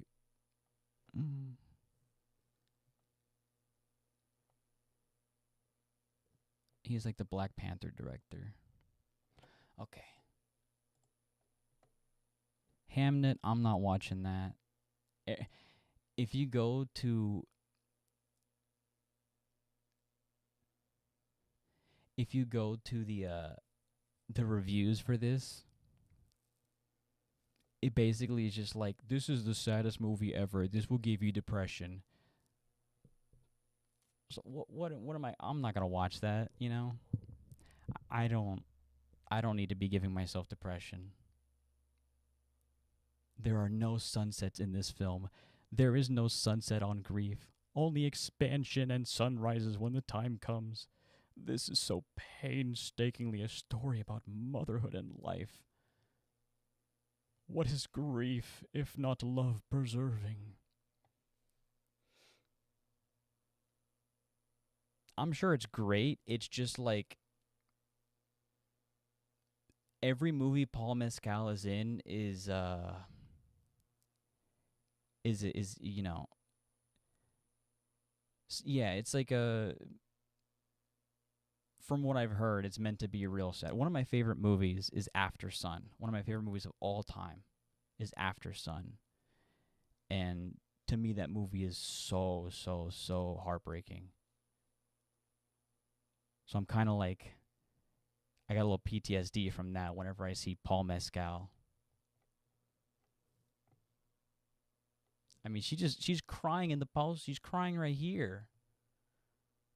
I don't want to cry like that. The Whale. Oh, The Whale was really good.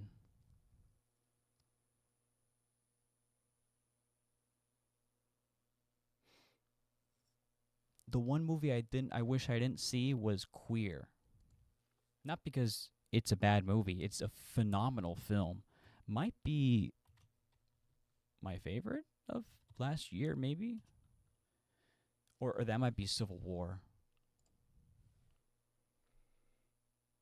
But this movie broke me. This movie broke me. I was like sitting in the theater after this, like bawling. Like it scared me more than it. Oh, I forget the camera's over here. It scared me more than anything.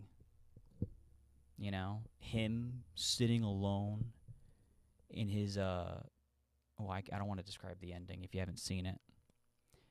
Yeah, I know what you mean with the movie PT. Yeah, it just.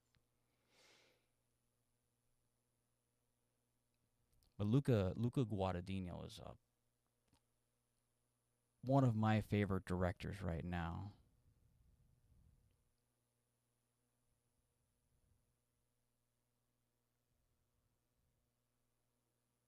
I feel like towards the end, though, like, I don't know, I feel like the Asian lady was nice, and the daughter comes around eventually. I saw it in theaters, and I remember very much finding the ending to be cathartic, but I'm having bad recall, like I can't remember specifically how the relationship with the girl character ended up, you know. But I liked the filmmaking, I liked the presentation, I liked the music, I liked all that they did with it, you know. No, I think you should watch it. I think you should definitely watch it. I think it's something specific to me that really scared me about being alone and not, you know, trying so hard to be with people and have friends and someone, you know, who you can call a friend or a partner, and then growing old and then not having that, you know? Like, it's a fear I have. So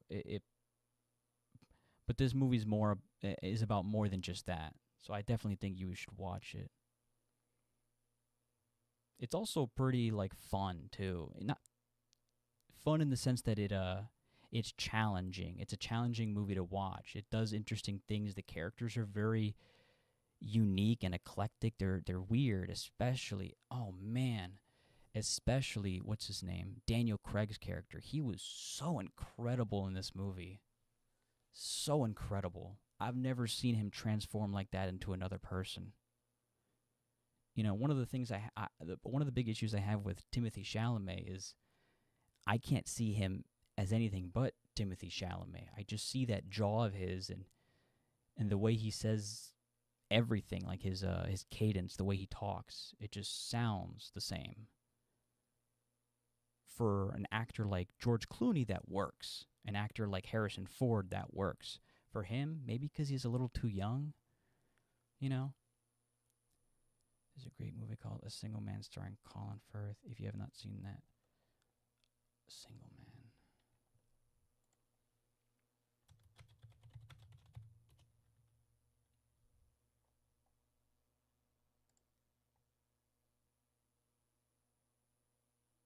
Tom Ford. I will watch that. I like Colin Firth. Oh, wow. Okay. One of my favorite reviewers gave it 5 stars. Allegedly. That's super high praise from him. So that must mean this is a really good movie.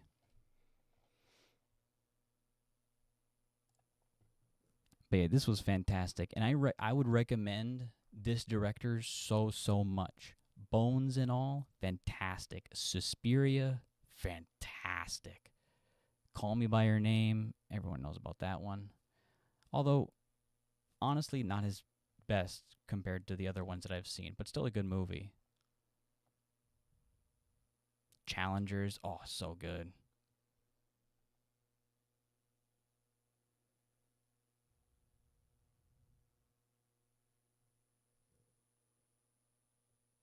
The protagonists. What is it? This man's making so many movies. Look at this. 2024, 2022, 2024, 2024, 2025. One after another. Oh, yeah, he's making the new American Psycho. Oh, that's going to be sick.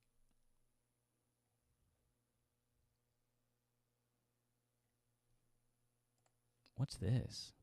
A biographical film about Scotty Bowers, a Hollywood hustler who was known for... Oh, okay.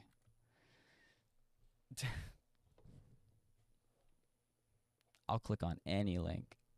I'm like, what is that? Let's see. No Other Choice. I gotta see this. I haven't seen it yet. I think it's in theaters still, or it might have gone away already. Sinners. I'll watch that. That's probably gonna be the first thing I watch. Niza. I've heard about this too. I think it's like an animated film from China.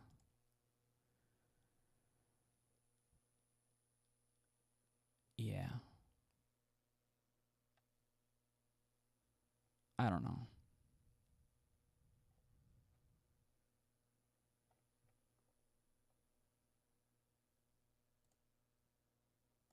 For me, it's gotta have some premise or some angle to make me engaged, you know? Like, okay, perfect example of what I mean. Blade Runner 2049, or just Blade Runner in general. The premise is it's in the future, and you've got these androids, and they go berserk, right? And so you have newer androids, these Blade Runners, who go and hunt their own kind, right?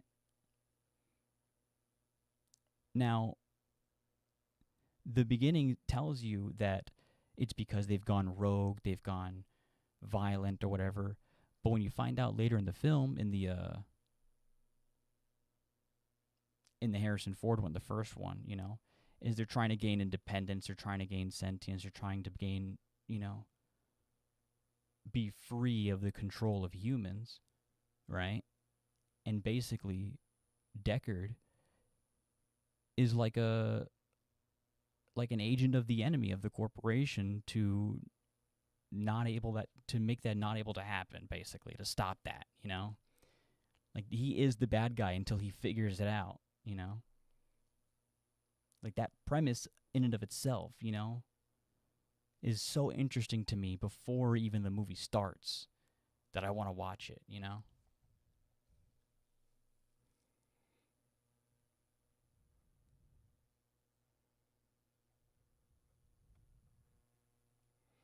From the Shakespeare Code. Also, the film about Liberace called Behind the Candelabra is really good. Funny, well done, just great all the way around. I watch that about once a year.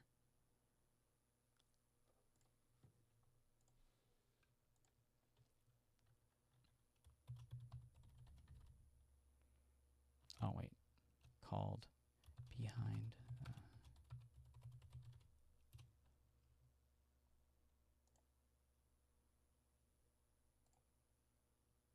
Oh my god, you know what this reminds me of?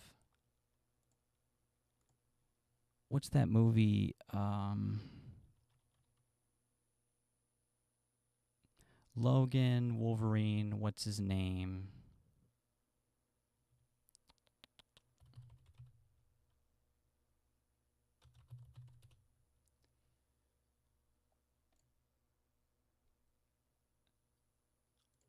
there. When I saw this, I immediately, because I've been seeing trailers for this. Not that I want to see this movie. I don't. But yeah, I'll watch this. Based on the autobiographical novel. Oh, I love this word. Tempestuous. 6-year relationship between, I'm assuming this is Liberace, and his much younger lover, Scott Thorson, is recounted. You see, that's interesting. That's a cool premise to me. So this must be some sort of famous musician, right? Oh, and it's Steven Soderbergh, of course. And the tempestuous 6-year relationship, that's an interesting number, specific interesting number. I know he's a fictional character, not a fictional character, but technically a historical person, historical figure, a real person. So obviously we would know. I don't know, it's like the framing, this hooks me, you know? I want to know why their 6-year relationship was so tempestuous.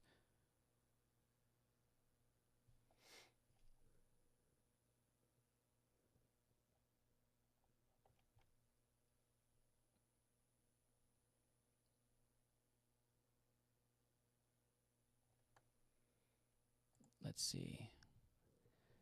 Theater, 2 World Championships in Tokyo. There was no chance but for these great contenders. One battle after another.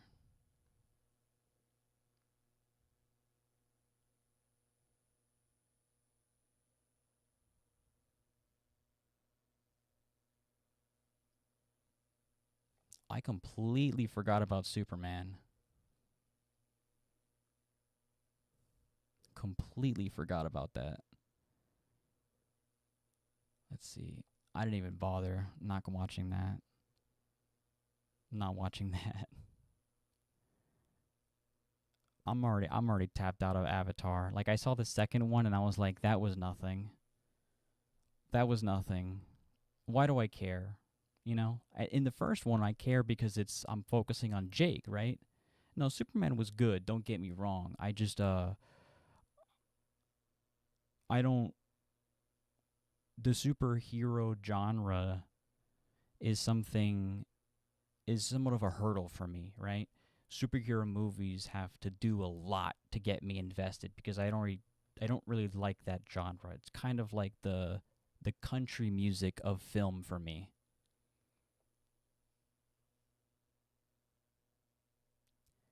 The Avatar films are basically an allegory for indigenous genocide and colonialism, basically.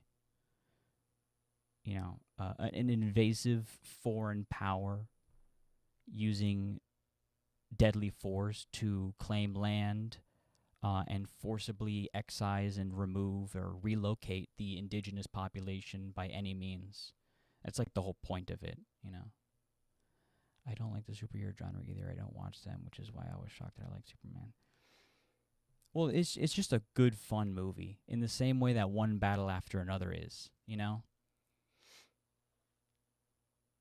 Like, it's just well made, well acted. I like the flying scenes the most. You know, I thought those were they made the flying, like, actually exhilarating in the way that Sam Raimi in the original Spider-Man trilogy made web slinging actually feel like exhilarating, like you were swinging with Spider-Man.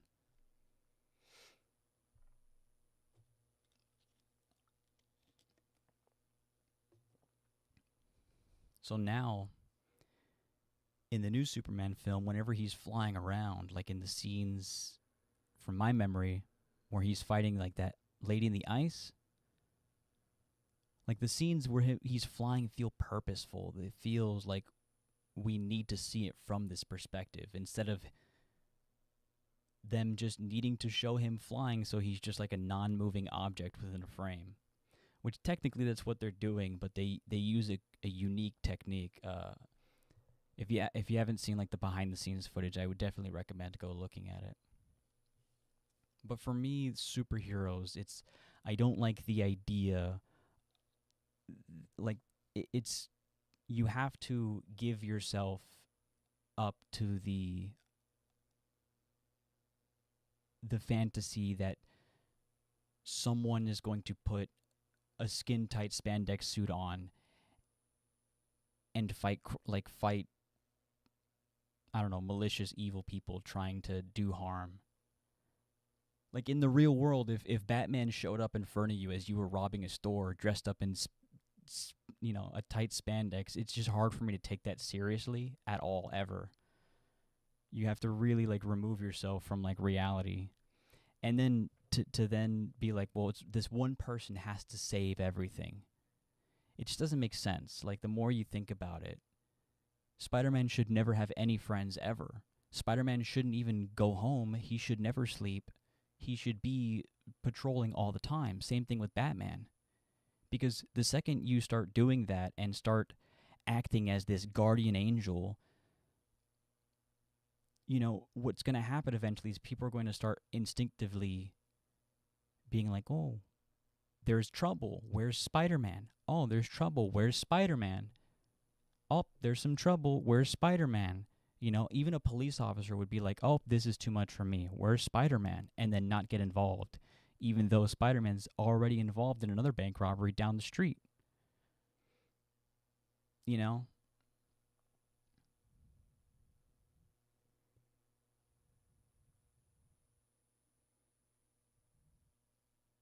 No, yeah, it shouldn't get to that either. It shouldn't get to that either.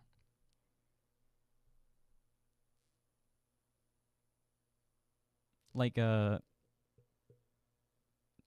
scenario in which superheroes exist, the whole system is fucked. The whole system is fucked. And the only way to make it work is by having this super being here. I don't like the idea of super beings to begin with. It's just weird. Like, it needed to be them, without this one person. I don't know. New York City also has the Guardian. Yeah, with, what's his name? The guy with the beret. Or that hat. He talks like he's from New York.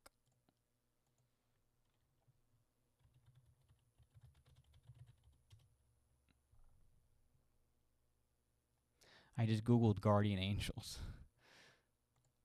without typing in New York. It's going to give me anything. It's going to give me actual angels.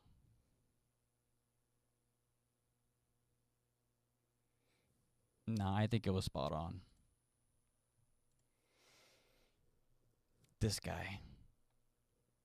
What's his name?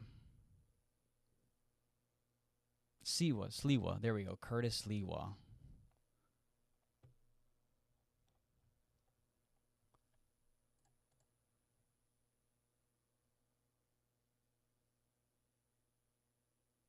Yeah. I've known about them.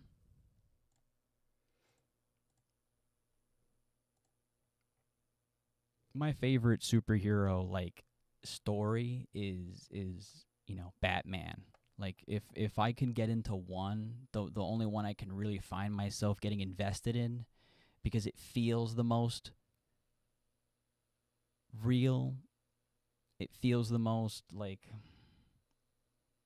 this could actually happen, with a bit of a, suspension of disbelief. But the thing about superheroes is, I think I would love superhero films so much more if they were all animated. Think about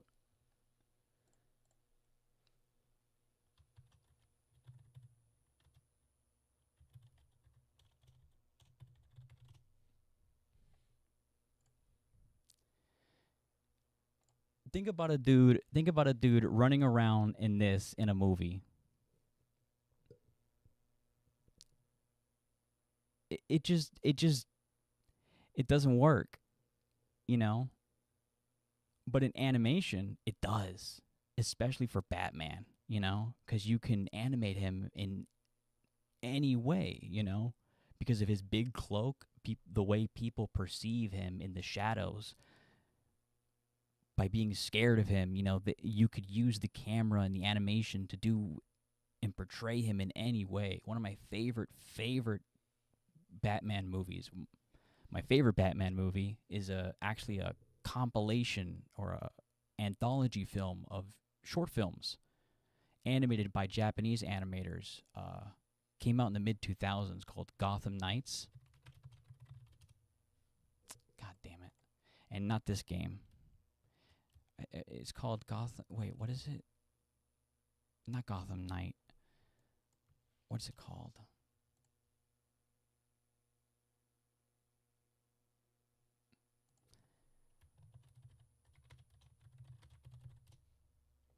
This.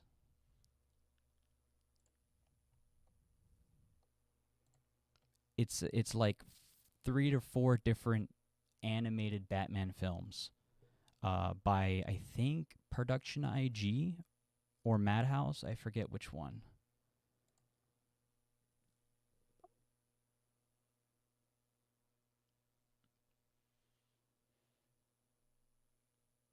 And yeah, for me, like, Batman is always got to talk like this. Alfred, I've always got this voice that's very calm and collected, like I'm a computer or an investigator, Like Kevin Conroy, even the guy who does the voice for, it's probably also Kevin Conroy, the Arkham games. The Arkham games, I think, is a good voice as well.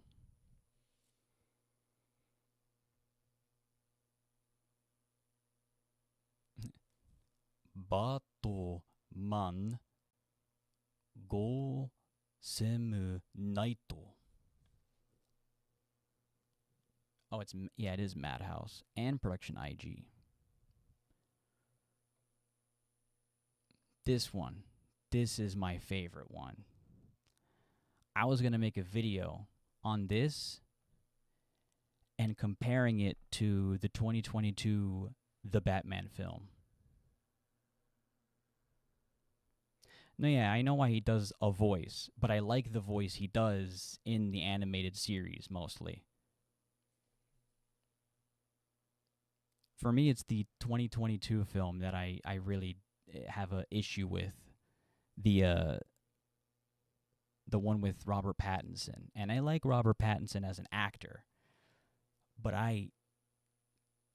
with every atom in my body, hate that 2022 Batman film so much. So much. He's an incel, loser, freak, virgin.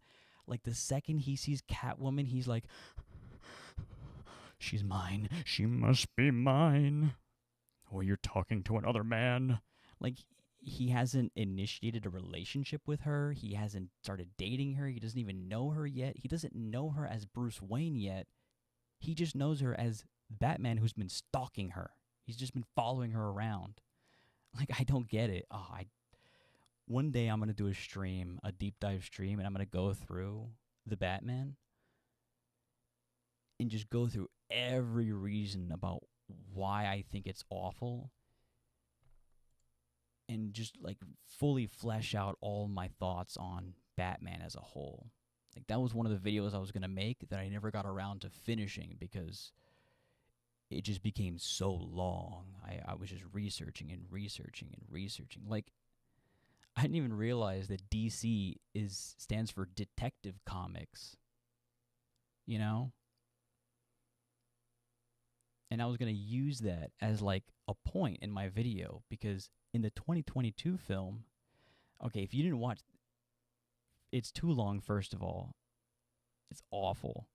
And Batman is so dumb in that movie.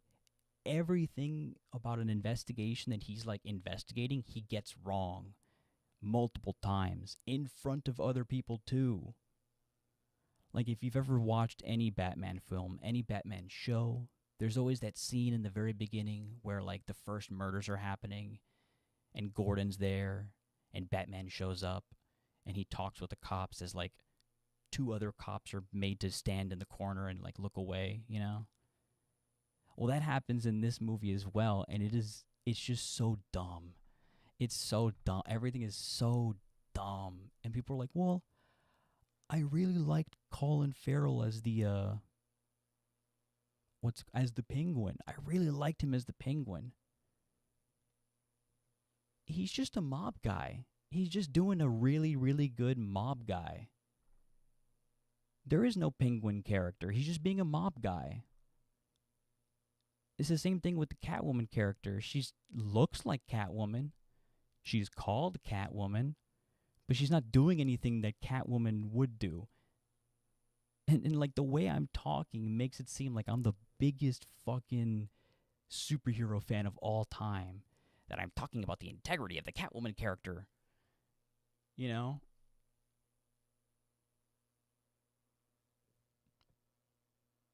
Oh, I'm just looking at this right now. Christopher Nolan consulted on Batman Gotham Knight asking for the remover of Killer Croc's tail from an early design as he wanted to keep it grounded in some reality. That's interesting. I didn't know they had any touches on this.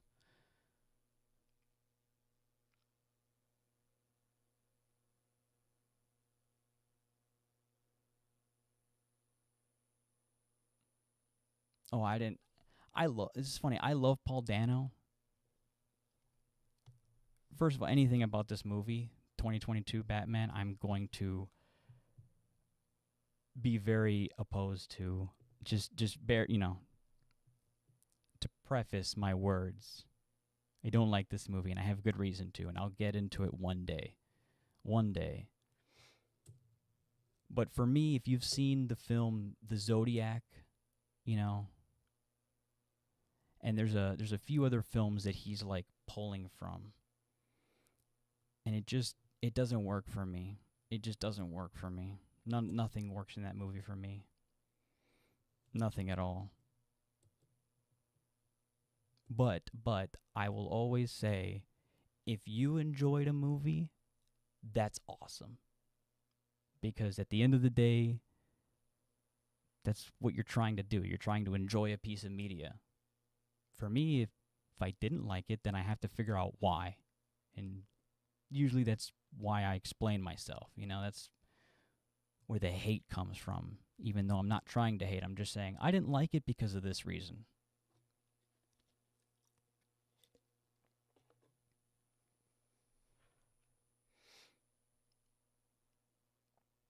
No, yeah, it was like, it's so long too, unnecessarily. The thing that sucks about the Batman movie is that it looks so good. It looks great. I even have somewhere in my bookshelf, I have like an art book of Batman, the 2022 film. But yeah, everything about it is like so dumb, and like I love where they capture the Penguin and they bring him to a warehouse and they're like, "You're a part of this, aren't you?" And he's like, "No, I'm fucking not. You got it fucking wrong." And I'm like, Batman wouldn't get that wrong. Also, the Riddler's like, you screwed over my parents or something, so I'm gonna screw over your parents. It was something really petty, and like, I don't know, what I loved so much about what do you call it? The Dark Knight and the Joker is that it felt like two ideologies, that directly opposed each other, just like clashing like two Beyblades, making sparks spin out of control, fly everywhere. Like Batman and the Joker are volatile together because he's stronger than the Joker, but he can't kill the Joker. And Joker has no bar, no limit. There is nothing he won't do. And he knows Batman's limit. He knows where to push him. And he has a goal. His goal is anarchy. His goal is chaos. Whereas like the goal in the 2022 film was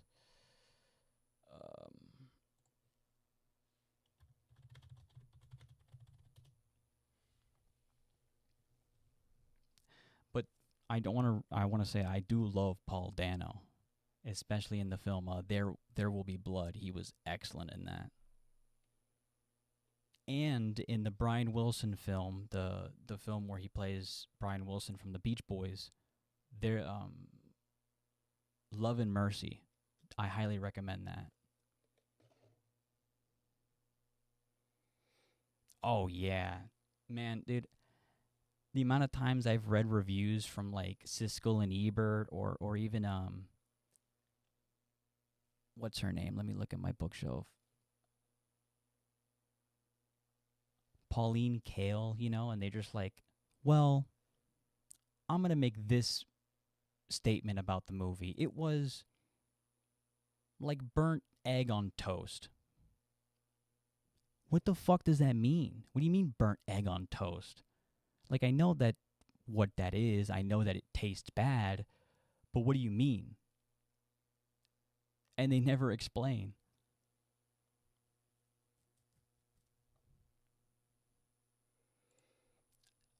Oh, dude, everything about this movie is so wrong.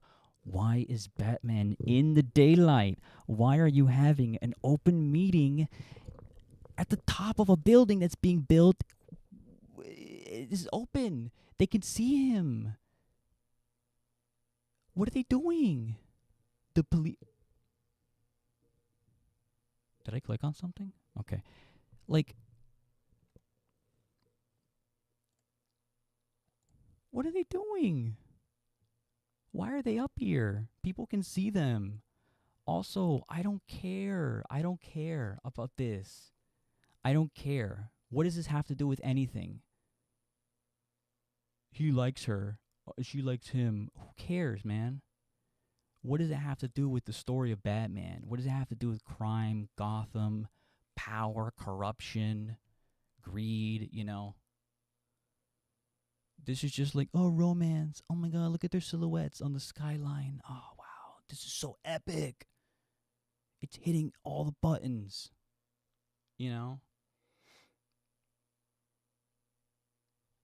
Like, how is this Batman, red, Also, this lame shit. Like, it's Titanic or something, Like, what is this? Also, there's no reason for them to have a relationship at all in this film. He just, like, stalks her and, like, follows her. Like, she's trying to figure out what happened to her missing friend who turns out to be dead,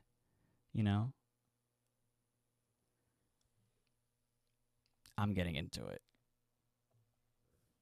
Ugh.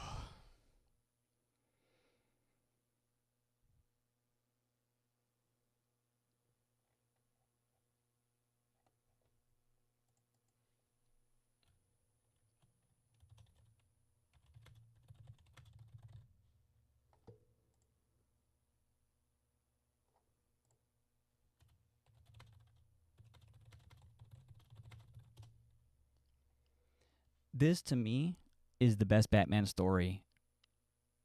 Or rather, it's my favorite Batman story because it's super short.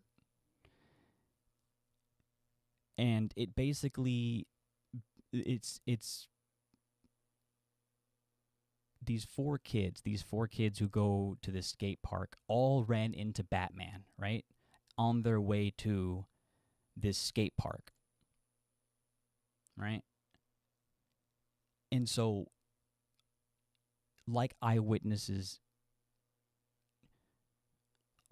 normally aren't very reliable because you saw something and then as you try to remember it, the image in your mind changes because, not everyone has perfect recall. So when they get to the skate park and they start, man, have I got a story for you? I just saw the Batman. And then they go into their story and they start telling the story. And every time they tell the story, Batman looks different because it's how they perceived him. It's how they saw him. So the kid who sees him in this scene, this is how Batman looks to him in this moment. Now, this is because the criminal is the goon that Batman is chasing. This guy. Okay. also happens to be here and is like, the fight is happening while the kid is like right in the middle of them, you know? And so Batman appears very scary to him. But in this scene, with Batman's using all of his tech and all of his gadgets, Batman seems like a robot mecha, you know? And then there's another one where Batman's using his grappling hook and flying around, and so he looks like a bat, a flying bat. In this like a gargoyle bat, you know? And then finally at the very end, when they're all together, you know, does he finally catch up with the guy and catch up with all of them? And that's when we see the real Batman, you know?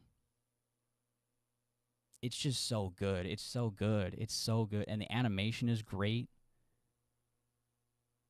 Like some of the, it's such a good short film, and it shows the versatility of a character like Batman, and why animation is, I think, the best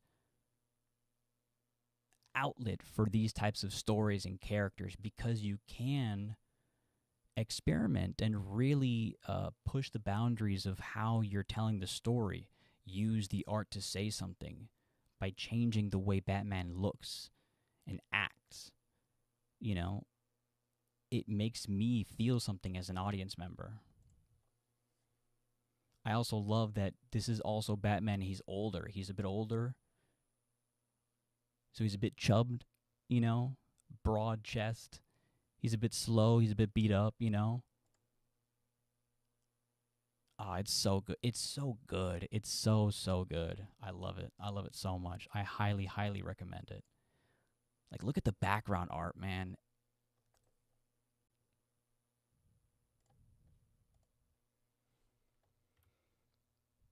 Like, that's just something you don't get in the normal DC or Marvel American animated films. You know? That's why I love Japanese animated studios. Also, these glasses.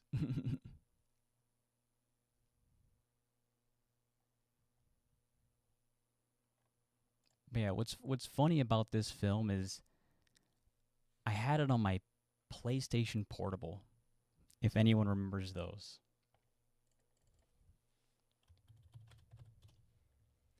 So basically, I had this thing, right?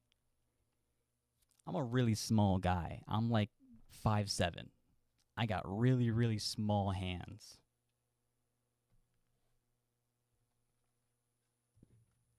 You know, like, here's my phone.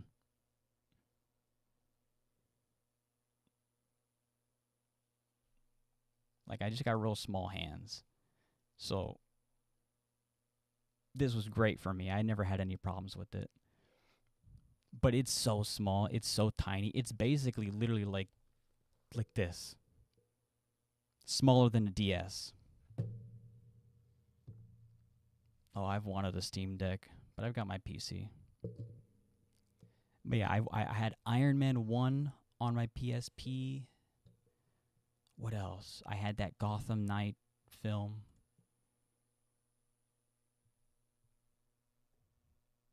I also had this one. I've also seen this film.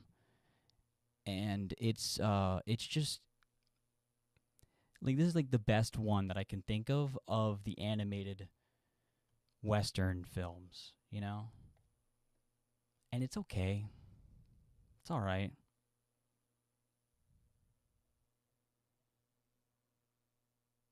It's okay. It just doesn't feel like it's really about anything. Whereas this feels like it's an exploration of Batman, his world, and the different ways you can interpret him. Because there's, not only is there this story, you know, but there's tons of other ones too. And they get Kevin Conroy. I think they get Christian Bale too. Or is he the voice in all of them?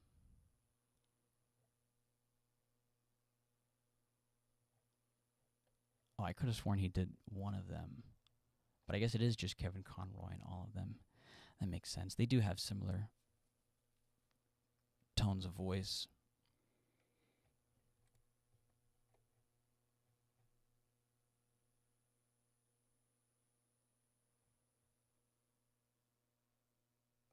But yeah. Oh.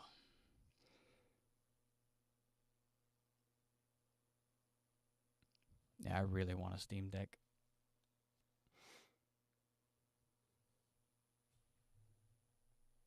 I had to get rid of my Switch just because. And I really miss it.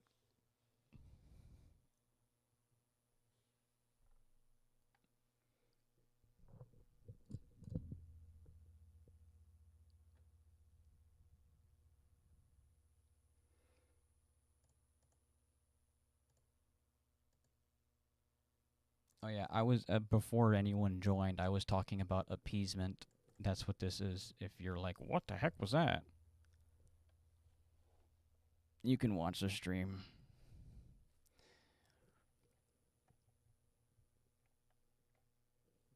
What is this? Rated drama.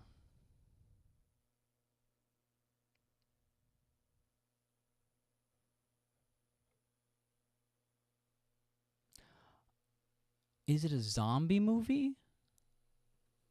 Is Sinners a zombie movie?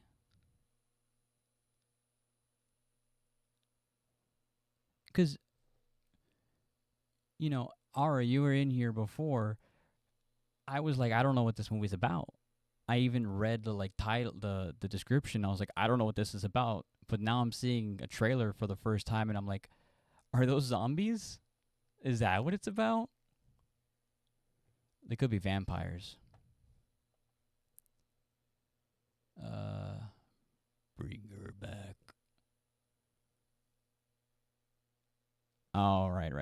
It's one of those. My bad. This movie. I hated this movie. I hated this movie so much. I won't look it up. But oh my god, I couldn't stand this movie.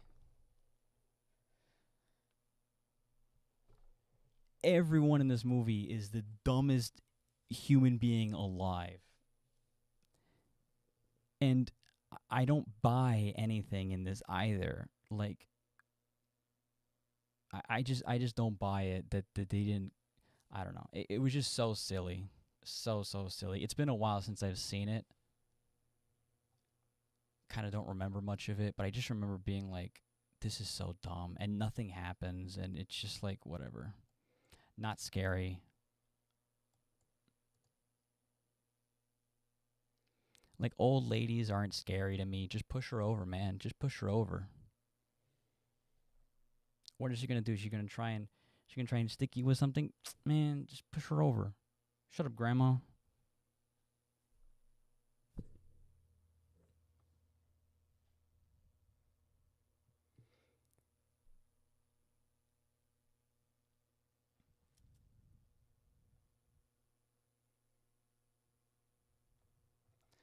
Let's see.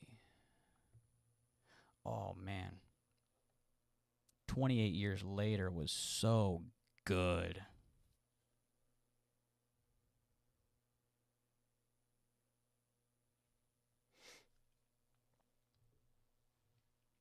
Oy.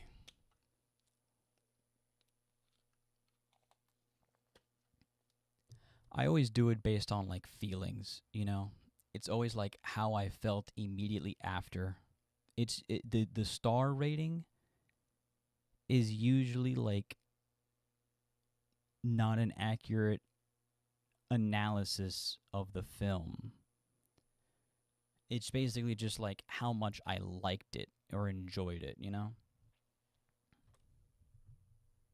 Like the star rating doesn't really evoke quality to me. Like it doesn't by it being 5 stars or 2 stars doesn't matter in the quality.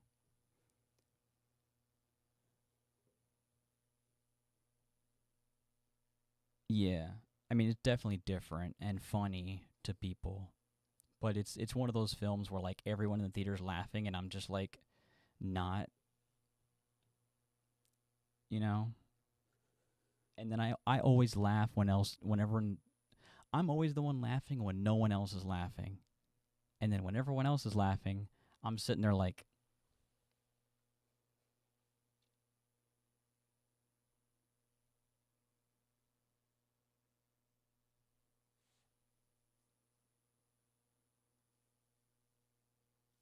because that's like how my face looks when I'm watching. I'm always like scowling and super focused, and I've been told that people think I'm like that I look mad when I'm focused.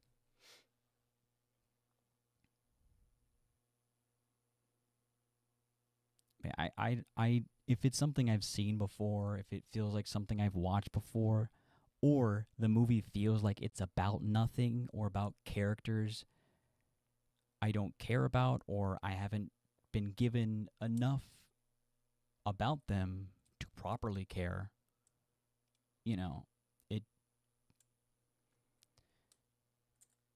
those type of films I just drop like that, or I don't even get bothered into watching, you know. I'm just like that, not for me. Usually what gets me to watch a movie is who made it, who wrote it, and who's in it. And the premise. The premise matters too.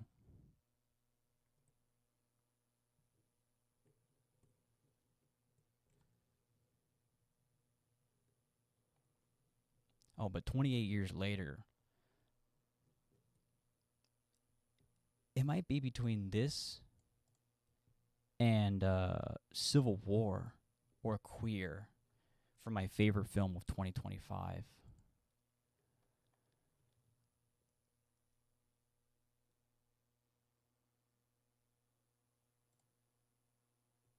So let's see.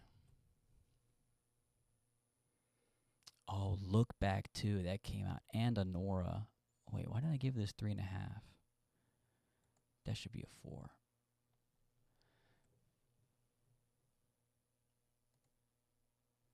Oh.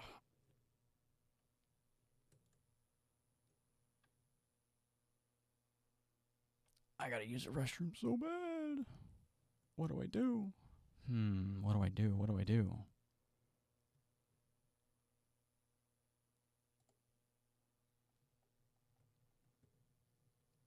Oh.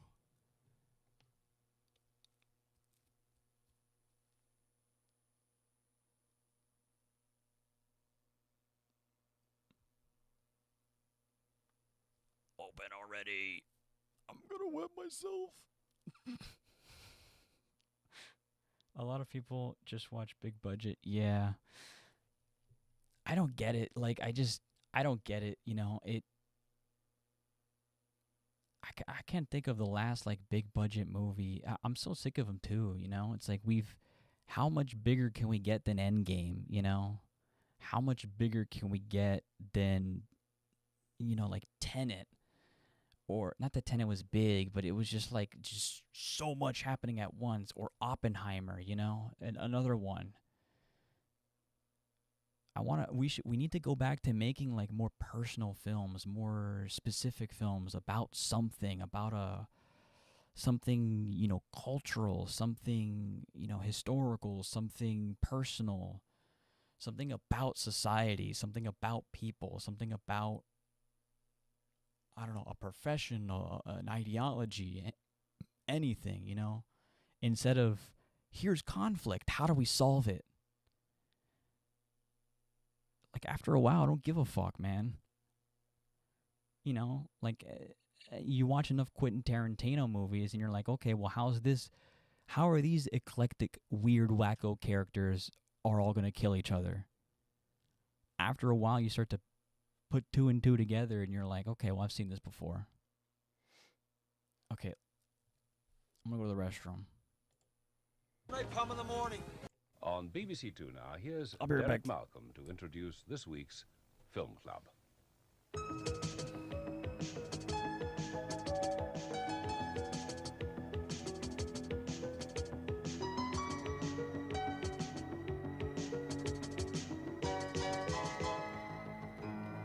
Good evening.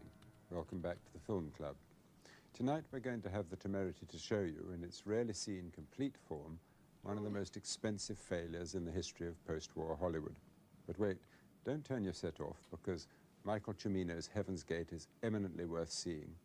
A flawed masterpiece which may have sunk a studio and been generally reviled, especially by those who've not seen it complete, but which shows Cimino to be a quite exceptional director. It's an extraordinary thing that Stephen Back's final cut about the making of the film has probably been read by more people than actually saw the film. And his book is considered the definitive lowdown on how a film budgeted at $7.5 million ended up costing $36 million and being held up the length and breadth of America as a generic term for disaster, for mismanagement, miscalculation, and ego run rampant.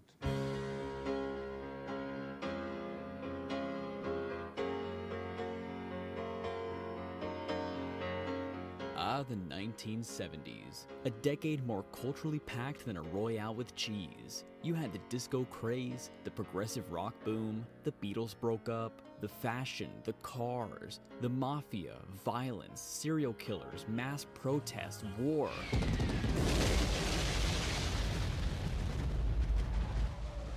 And some of the best movies ever made. I love the smell of napalm in the morning. I mean, we're talking Taxi Driver, Dog Day Afternoon, Chinatown, Annie Hall, and of course, The Godfather. I can't remember the last time that you invited me to your house for a cup of coffee. Even though my wife is godmother to your only child. Let's be frank. I never wanted to. It all started in 1967, when Bonnie and Clyde signaled the end of Hollywood's outdated studio system. For the first time, Hollywood opened its doors to a new generation of young filmmakers. They were given more creative freedom than directors had ever had before. I think the climate at the end of that traditional studio period was coming to an end, and it... Oh boy, I thought I was gonna die. I thought I was gonna die. Ugh. Oh boy. Was a little bit of a no man's land Wild West, and yes. The movies that I got to make in the 70s, and I'm pretty much known for, 5 years where I made The Godfather and Conversation and Godfather 2 and Apocalypse, and that was purely that we were just running too fast for anyone to stop us. With what he said right there, that's it. That's what I mean. When I say that it wasn't Michael Cimino and Heaven's Gate that ruined New Hollywood, it's not true. I mean, it's a small piece of the puzzle, but to put blame on Heaven's Gate is just not correct. 5 years where I made The Godfather. This is why it's all of them: Scorsese, Bogdanovich, Coppola, Cimino,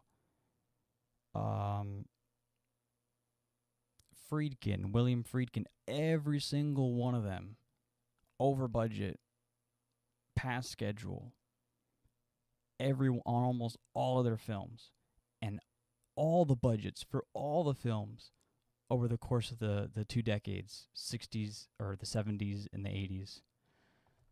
I have to literally take a breath. My airflow is so bad.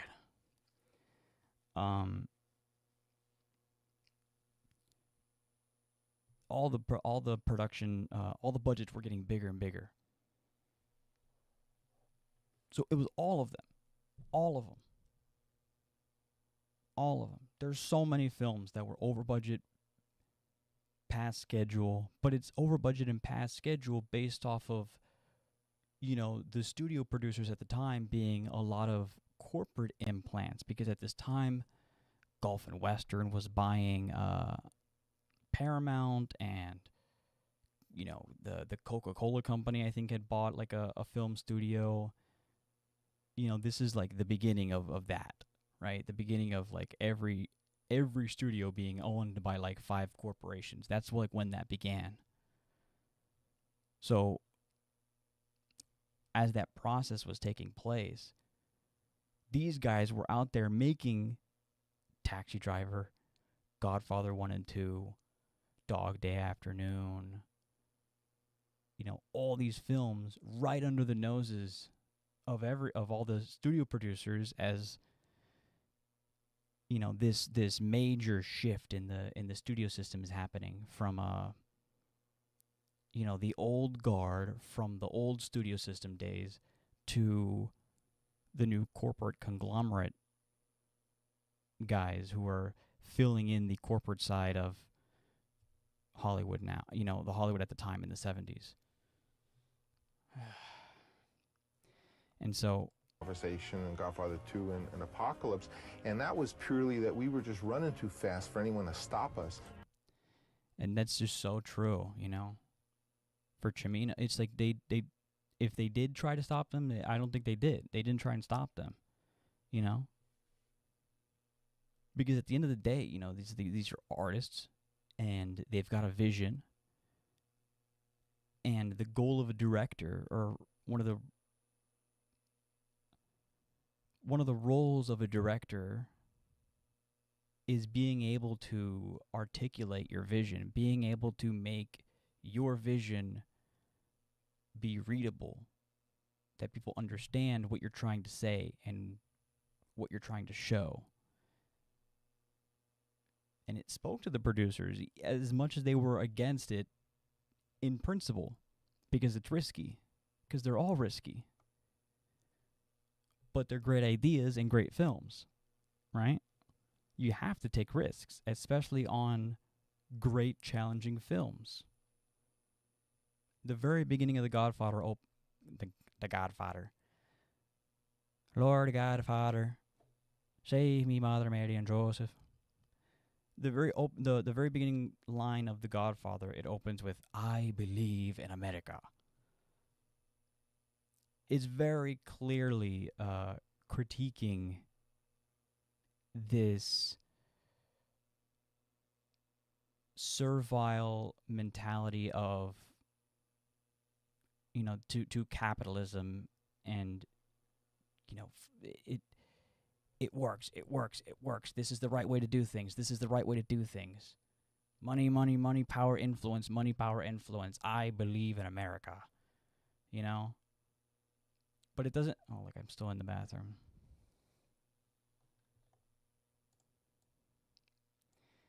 You know, but it doesn't, I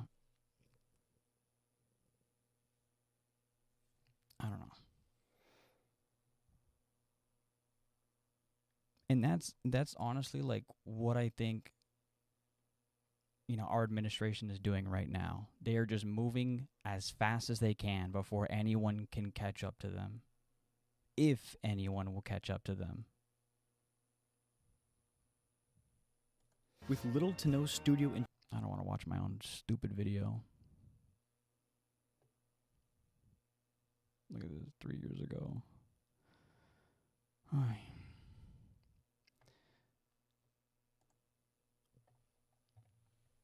Let me close this out. This movie sucked. Don't watch it.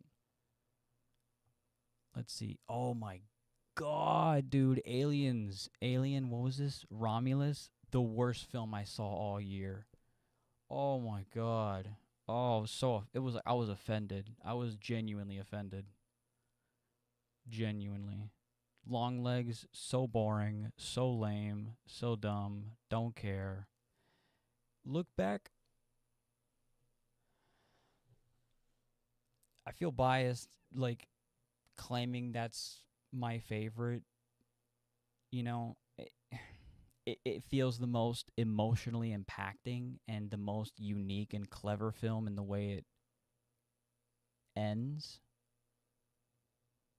You know, it really landed.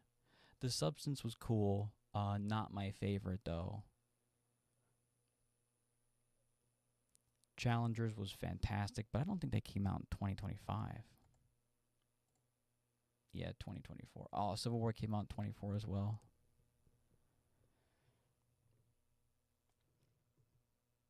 All right. Yeah, I like The Whale. I'm just saying random things now. Yeah, look at how many films I watched in 2025. Oh, Begonia was really, really good. Oh, man.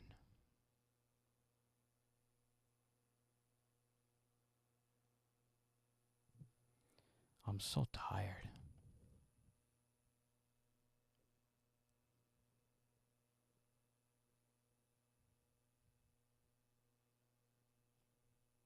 All right, let me hide my reviews before people see this and get on my case about something.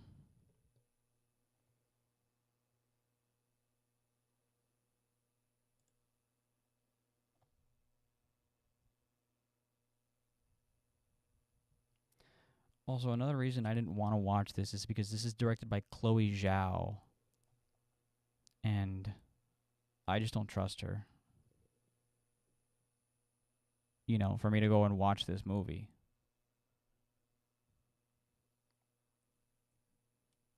I don't know.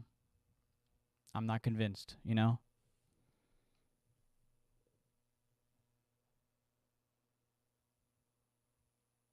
Sorry.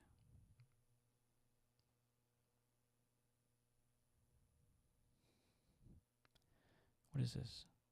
Highest rated sci-fi. A time loop? Okay.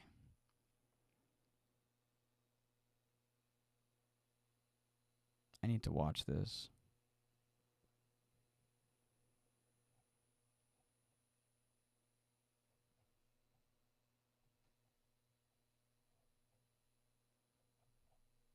All right. My brain is flatlining.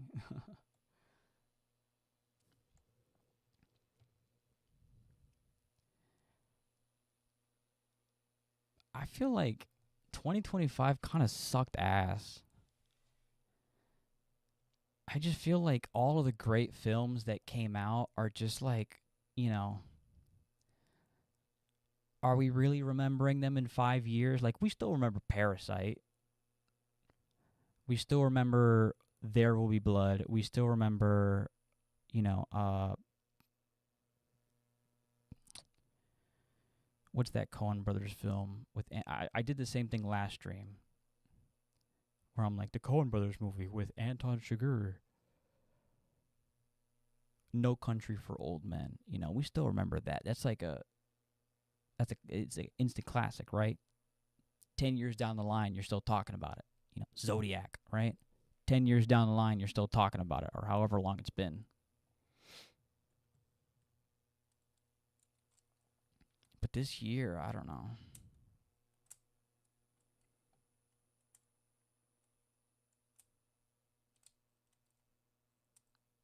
In 2025, you faced off against bloodthirsty vampires, bewigged witches, bomb devils, and boy band demons with a little help from your friends Superman, Sensei, Smoke, and Stack. But only one could reign. This is like so lame.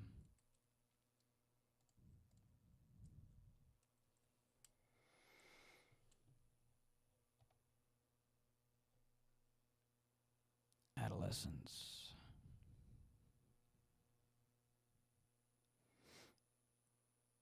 What's this about? Crime. When a 13-year-old is accused of the murder of a classmate, his family, therapist, and the detective in charge are all left asking what really happened.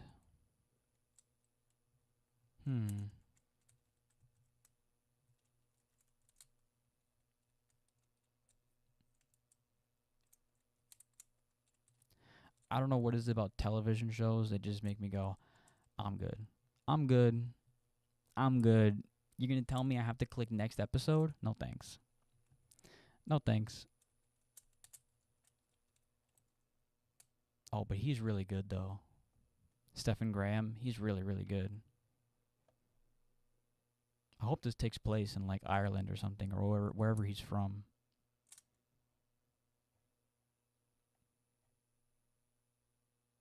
Like, I hope he has, like, an accent, you know, like his accent, rather.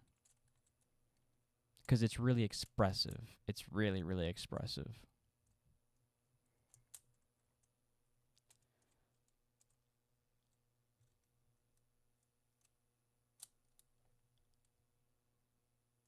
I didn't even finish this. Play the long game. Set what he's always I'm done. gonna react to the rest of this so I can make a video on it. Hopefully, I don't get copyright claimed. Oh, look, we're back. The show was great. Which show? This show? I'll watch it, maybe. I've watched so many JCS ones, you know? So many JCS videos. Okay, I'll watch it. I'm so, like, I hate cliffhangers. I get so mad about cliffhangers. They got long shots. That's cool. Long takes. If it's Stephen Graham, I know I'll like him. Okay, fine, I'll watch it. God damn. It's on Netflix. The last show I watched was like TV show that's like live action. Is what's that detective? True Detective. True Detective was like the last show I watched, and I only saw the first season.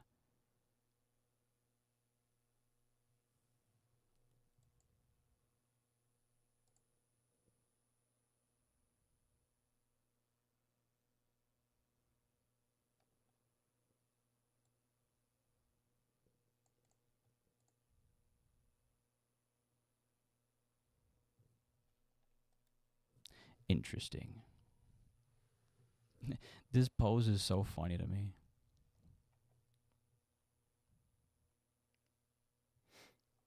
No, yeah, True Detective was perfect. So perfect. Woody Harrelson and Matthew McConaughey were so good in that movie. So good. Or in that show. The scene of them bickering in the car, you know, is like, you know, he's like, can you say one normal thing ever? And then he says something like really eclectic and strange and deep. And he's like, what the hell is wrong with you? I love that scene.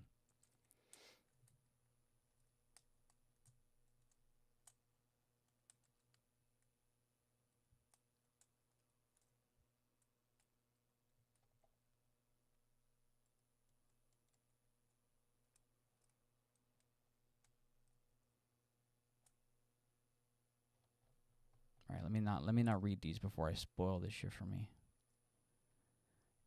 Okay, what is this? When life gives you tangerines. Damn, I didn't see anything. I saw like 5 movies this year.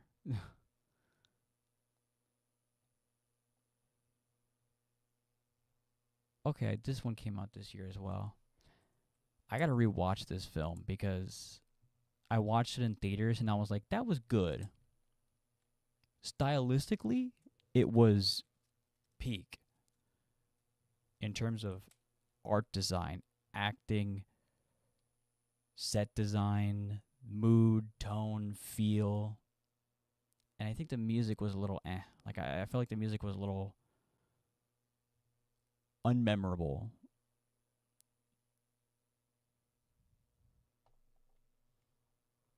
Unknown. Oh, this. The high school. I don't care about that. You just like, I don't care. Don't care. Just some things I'm just not interested in. Just high school, don't care. Maybe I'm just older. I might be just older, you know. I just don't care about kids no more. Like what they're doing in high school, you know. It's not something I'm interested in.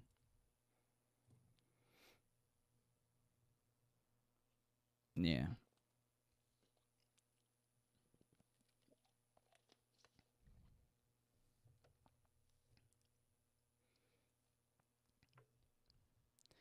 But I really liked Nora as well. Nora was really, really good. This was a really, like, to compare Marty Supreme to this, like, this is a movie where, like, you know, except for her, like no one's really a good person in this movie, right? And everyone's going around and it's chaos and it's, you know, it's but it's like it's still entertaining and I'm still able to like empathize with most of the characters, especially like the main group of characters. Whereas in Marty Supreme, I mean, if you haven't seen Marty Supreme yet, don't listen to me. But like, you know, I wish I was able to get invested in the characters at all. You know, in Marty Supreme. This was a fantastic film.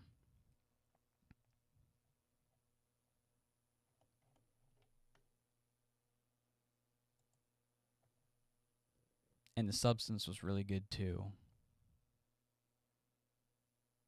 But like, you know, at a certain point with the substance, I just don't care about. It sounds so cynical, you know, but because the woman ends up being like, you know where it's going. Like, she has to push the boundary. She has to push the limit. She has to push it too far in order for it to be a horror movie. So I'm like, okay, you know, we're not being reasonable anymore. The box said not to do this. Why are we doing this?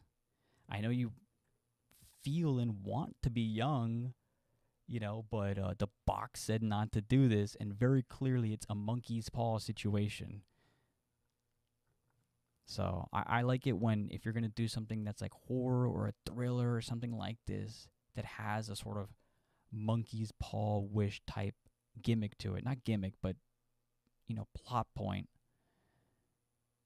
You know, you got to do something unique. You got to subvert it in some way. You got to change things up, because it was like, you know, how else is this going to end? She's going to burn herself out and you know, fly too close to the sun and crash and burn.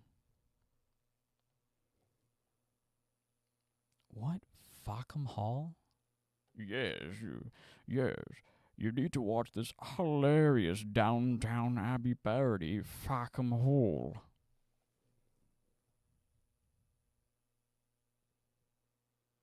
Beep boop numbers.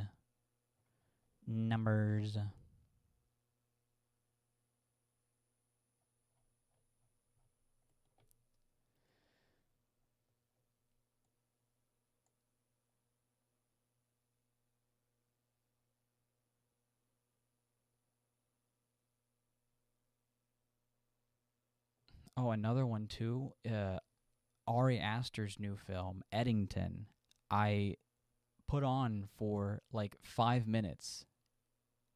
And up until that point, I had been considering Ari Aster to be like one of my newest favorite directors. Because I really, really liked Midsommar. Like, it's...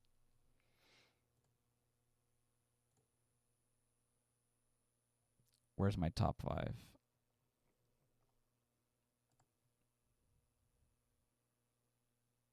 Like, it's in my top 4, you know? Also, what a top 4. If this is just a top 4 of, like, I don't know, these two movies are just such heartbreaks. I guess this is the only, like, not really happy film, but it's such a good movie. I love this movie so much. I mean, yeah, these movies are just like crazy important to me.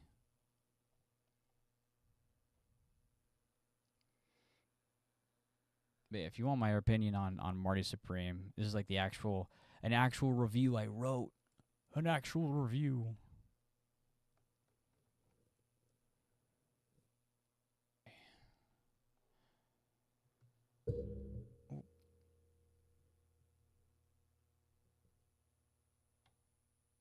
Alrighty.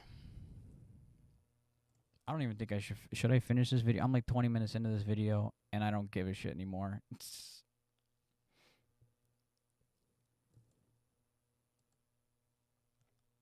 Yeah, I sat there in the car writing it. I sat in my car afterwards, just sitting there writing as like everyone was like leaving. pulling out around me in their own cars.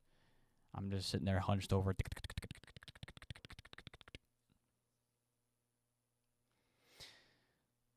No, yeah, I'm too ADHD. Way too ADHD.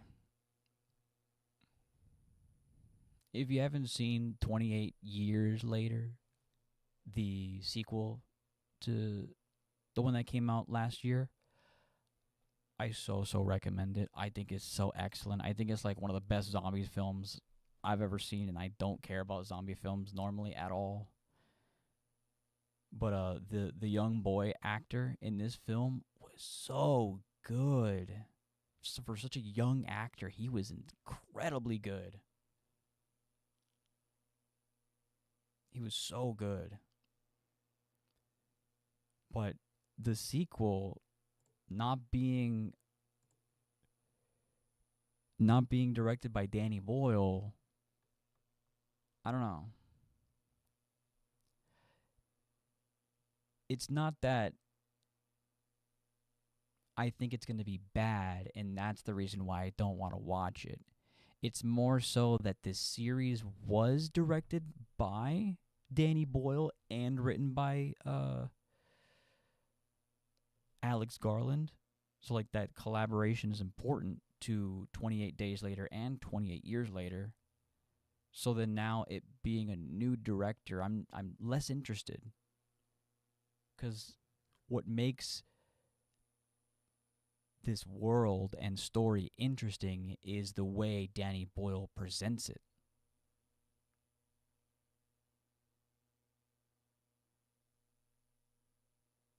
No, I'm excited for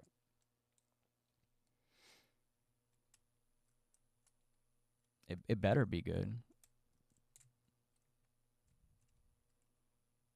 We'll see, you know. But I don't know. I have to see what people are saying about Bone Temple before I go watch it.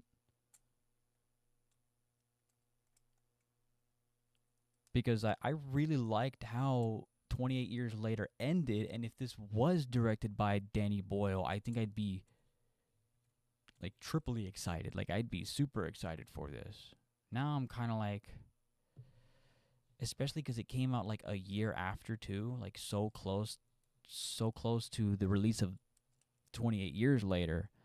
I'm like, did it have enough time to cook? You know, did they have enough time to really cook this one? Like, why isn't Danny Boyle directing it? And when I see trailers where Danny Boyle's on screen and he's like, well, the reason, you know, Nia DaCosta, she did a really good job here. She was the right choice. And I'm like, why are you telling me this? Why do you feel the need to record yourself, Danny Boyle, to tell me this as a producer, you know?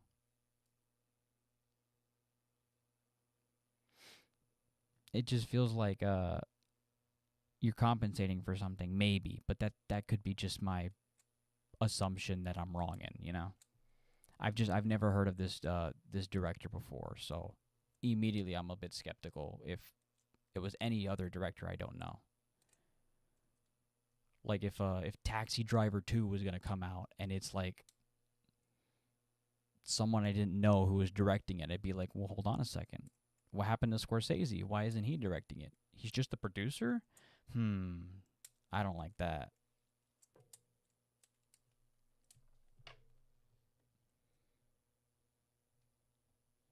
Oh my God, I just realized I'm looking over at my recording. I've got both the chat overlay. I'm so stupid. I'm so stupid.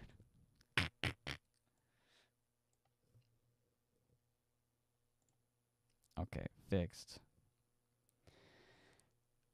This is going to be a trial and error process for me. Taxi Driver is classic.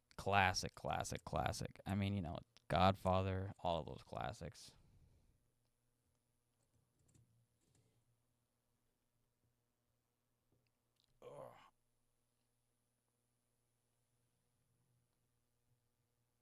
Oh, goodness.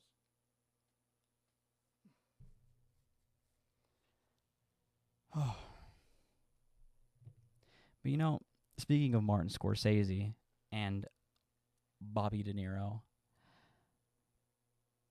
Oh yeah, The Irishman. The Irishman is a movie that is something that the first time you watch it, it's good.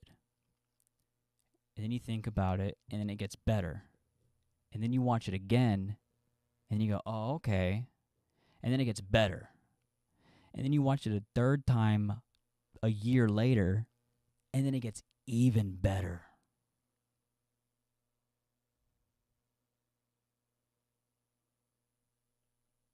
Yeah, it's a pretty long film.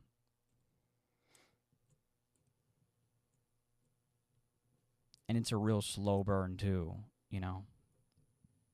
But like it's a film that needs you to engage with it in your own mind in order for you to get the full enjoyment out of it, the full picture, the full meaning from it, the full intent rather. And you have to have known about like Scorsese's films, his mafia films and everything. Like it is something special and unique, especially with it being like, yeah, the cast too, and it being like the first real film that De Niro and Pacino got to really work together on the same screen together, in the same room together. Because in Heat, it was only really one scene that they're really facing each other on screen.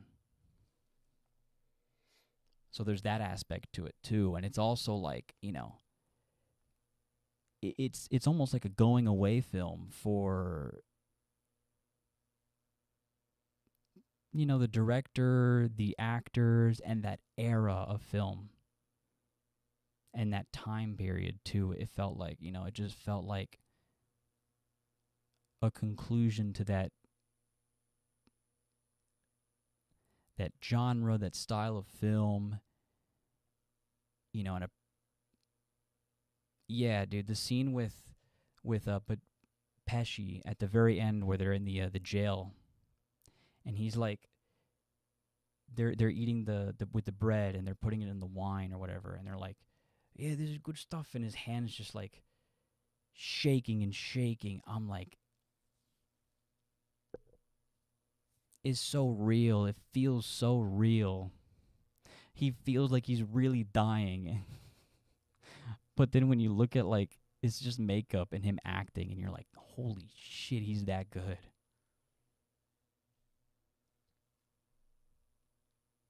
No, yeah, literally, he's saying goodbye, And I love the line he uses. I love the line, because basically at that point, they've already killed,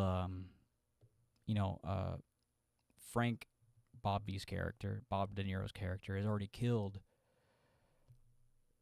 what's the guy's face?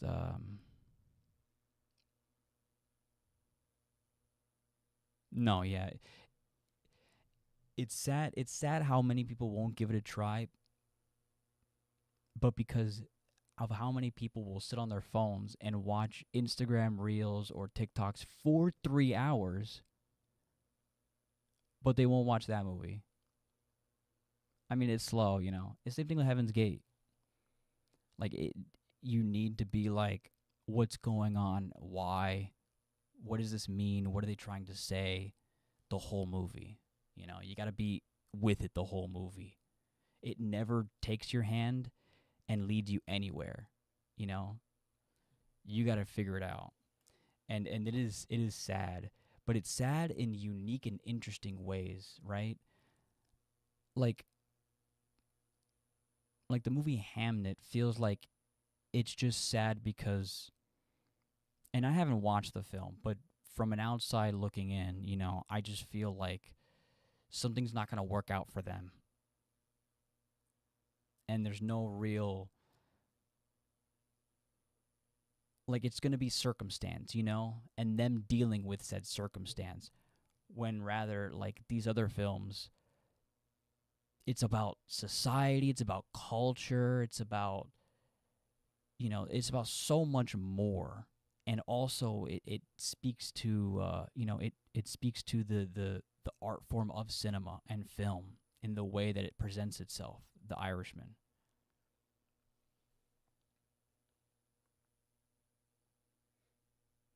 Yeah, I have it.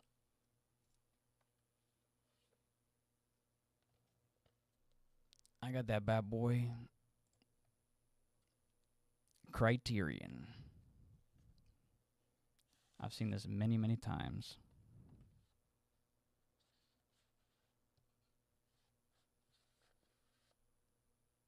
It feels like the end of the trilogy where you've got Goodfellas, you got Casino, and then you got The Irishman.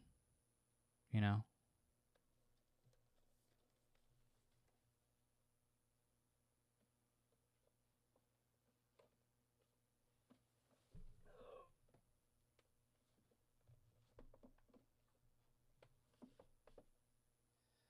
All right. God, what's the scene I'm trying to think of? When Joe Pesci's talking to Frank in the prison, you know, he was like, I love what he says. You know, yeah, he's saying bye in that scene, and it feels like in that scene specifically, he's like, goodbye, right? As an actor, as a character, as someone in cinema, right? But then he's like, it was either me, it was either us or him. Fuck him. Fuck. What's the dude's name? Jimmy Hoffa. Fuck Jimmy, right? Fuck Jimmy. Because that's how they all see, you know, it's either me or you. Kill or be killed, you know. It is completely like a jungle out there. You know? Either I'm going to get fucked or you're going to get fucked. You know? And then look where that leads them. In prison, alone, completely individualized. When Frank gets out of prison, he's completely ostracized from his whole family. They don't want nothing to do with him. He won't tell them what he's done, but they know. They know. Just like we know what's going on, you know, with what's going on with our higher-ups, you know. We know. But then at the end, he's still, even after everyone's dead, Joe Pesci's character died, everyone's dead, there's no one to even, like, if at the very end, Frank were to confess to the cops, like, he's too old to go to jail. He's, like, basically dying and, like, he's in a home, right? Everyone else is dead. So what purpose does he get from keeping the information, from not telling the cops? But he's so servile, so loyal. But is it loyalty? Loyalty to what? Everyone's dead. So it's like more servile. He's more like this goon that just, you know, has no way to think for himself and just will listen to any order, even if he himself disagrees with it. That one scene where has to tell Jimmy's wife, you know, after he shot Jimmy in the head, his friend, his only friend, he has to tell the wife, like, where's Jimmy? You know, where's my husband? And he's just like, I don't know. I'm sorry. And then the wife's like freaking out on the other end of the line. She's like having like a panic attack, you know? And it's like the most heart-wrenching thing but that movie is like, I don't agree with anything he does. I think that Frank is an awful person, but I'm empathizing with him, and I'm interested in this exploration of this awful, servile character, you know, and this evil person, basically. I mean, he just is an evil person.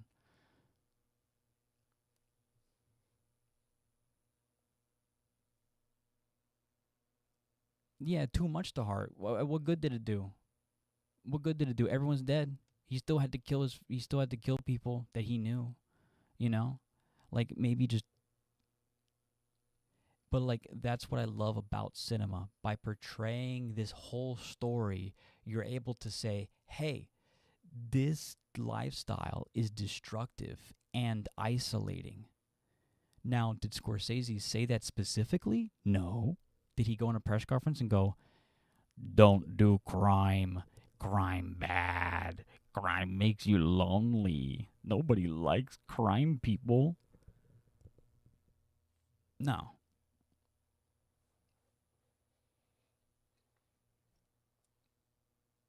Yeah, dude.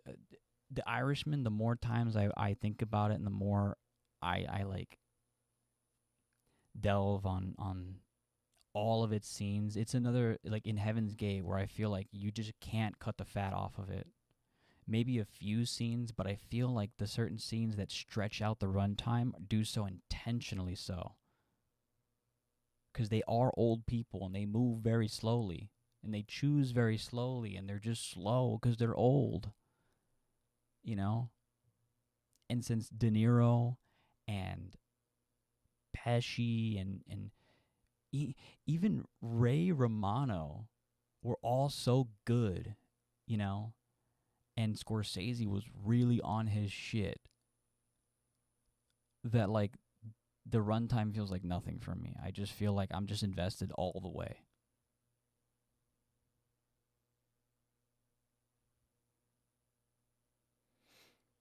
Yeah, it's so good. Which really sucks for me because Scorsese's next film, or rather, what's it called?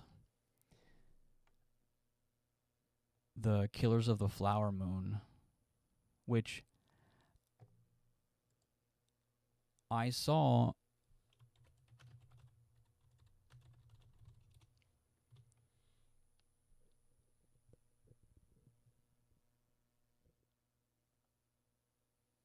Killers of the Flower Moon. I saw it. Boring. Didn't like it. Don't agree with it. I don't know. I think I have my conspiracies about that film, not having done any research into the production, you know, just my assumptions, that Leo somehow got in the way of this, and it became Leo's project more so than Scorsese's project, and Scorsese did it for Leo. Yeah, I went here to see the movie. The Chinese Theater.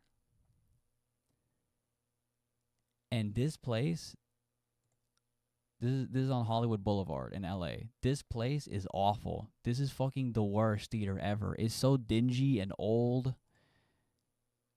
Like, it's so old in here and dark. I mean, obviously it's dark because it's a movie theater. But, like, it is not this clean.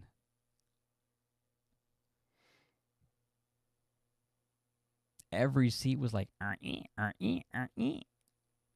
saw two films here. I saw Jurassic World Dominion or something, because, like, I couldn't go home at the time, and, like, where I was living, the parking was completely blocked off, and I couldn't go home, so I was like, what am I going to do? So I just went to go watch a movie here, and that was, like, the only one available. And then I waited for day one of Killers of the Flower Moon. I was so excited. So excited. But man, what a letdown.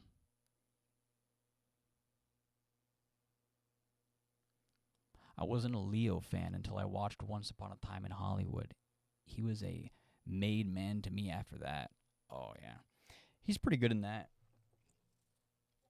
For me, one of Leo's best, I think, is The Departed. I think he's really good in that. But Shutter Island, I think he's so excellent in Shutter Island. I feel like Shutter Island is the evolution of his character. You know, that kind of like Boston accent that he had in The Departed. The Departed.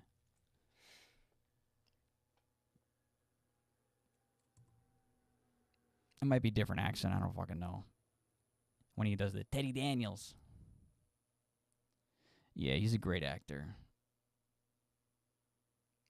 Even in one battle after another, he's so good in that. He just puts everything into it. And even though he still has like the cadence and the sound of his voice and the intensity in all of his roles, he does feel like the character, you know, like his character in One Battle After Another. Like, I buy that character. I buy him as that character. Whereas, like I was saying, for Marty Supreme and most of Timothée Chalamet's roles, I just see Timothée Chalamet.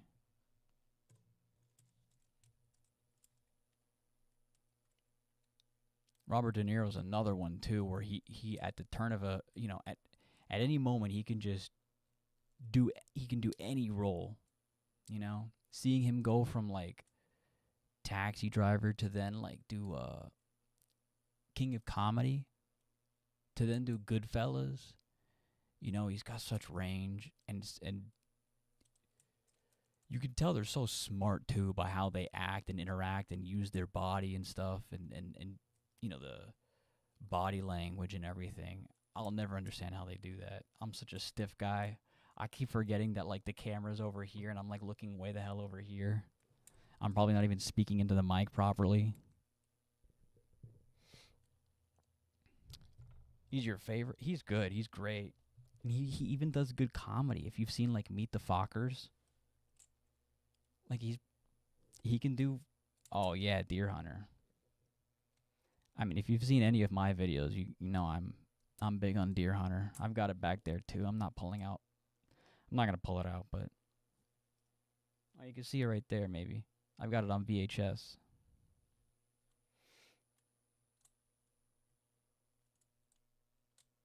But yeah, he's really good. Exceptional. That scene in him in what's it called? The Irishman, where it's like he's old, he's got a cane, he's alone in his house, and there's he's watching like Iraq like news footage, you know, just to like a great example of using like diegetic sound to tell us what time period we're in now, you know, like the early 2000s.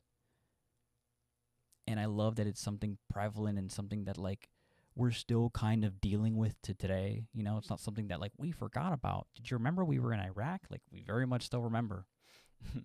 You know, I love that it was like something relevant too, not something random. And then when he falls over, because he can't like move his body because he's so damn old, he has his cane and he like drops it or something and just like just falls over. That felt so real. I was like, oh God, he's dying. Oh God.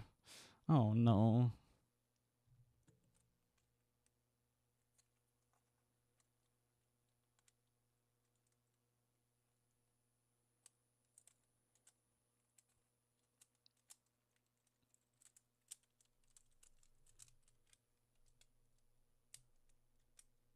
I think I'm gonna have to call it. My brain is so freaking fried. Oh.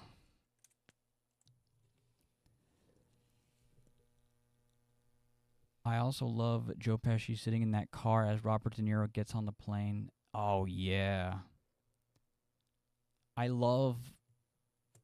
Because you have to remember, they're men, right? They're men. They've got history. This is serious. This is business. This is business. This is business. They're doing business, all right? And I love how they don't use... How they don't use language to talk to each other. It's all looks. You know? Joe Pesci, they pull up, they park, there's a jet. And then Robert De Niro will look at him and he's like, in his mind, you know, with his face, he's saying like, do I have to do this? You know, do I have to? There's no other way. There's no other way. There's no other way, you know? And then so he gets on the plane and he does it. And the coldness, the cold-heartedness of Joe Pesci to sit there in the car the whole time. Oh my God. And the way they executed the shooting scene of Jimmy, like it's just like, bang, and just all the blood just sprays on the wall, and he just thuds on the floor, and it's like, it just gross. It just feels gross, and that was your best friend, and he's gone forever now. And then you see Frank begin to process that for like half a second, and then he just does the grunt thing where he just goes, nope, not thinking about it. And it's heartbreaking to watch. But,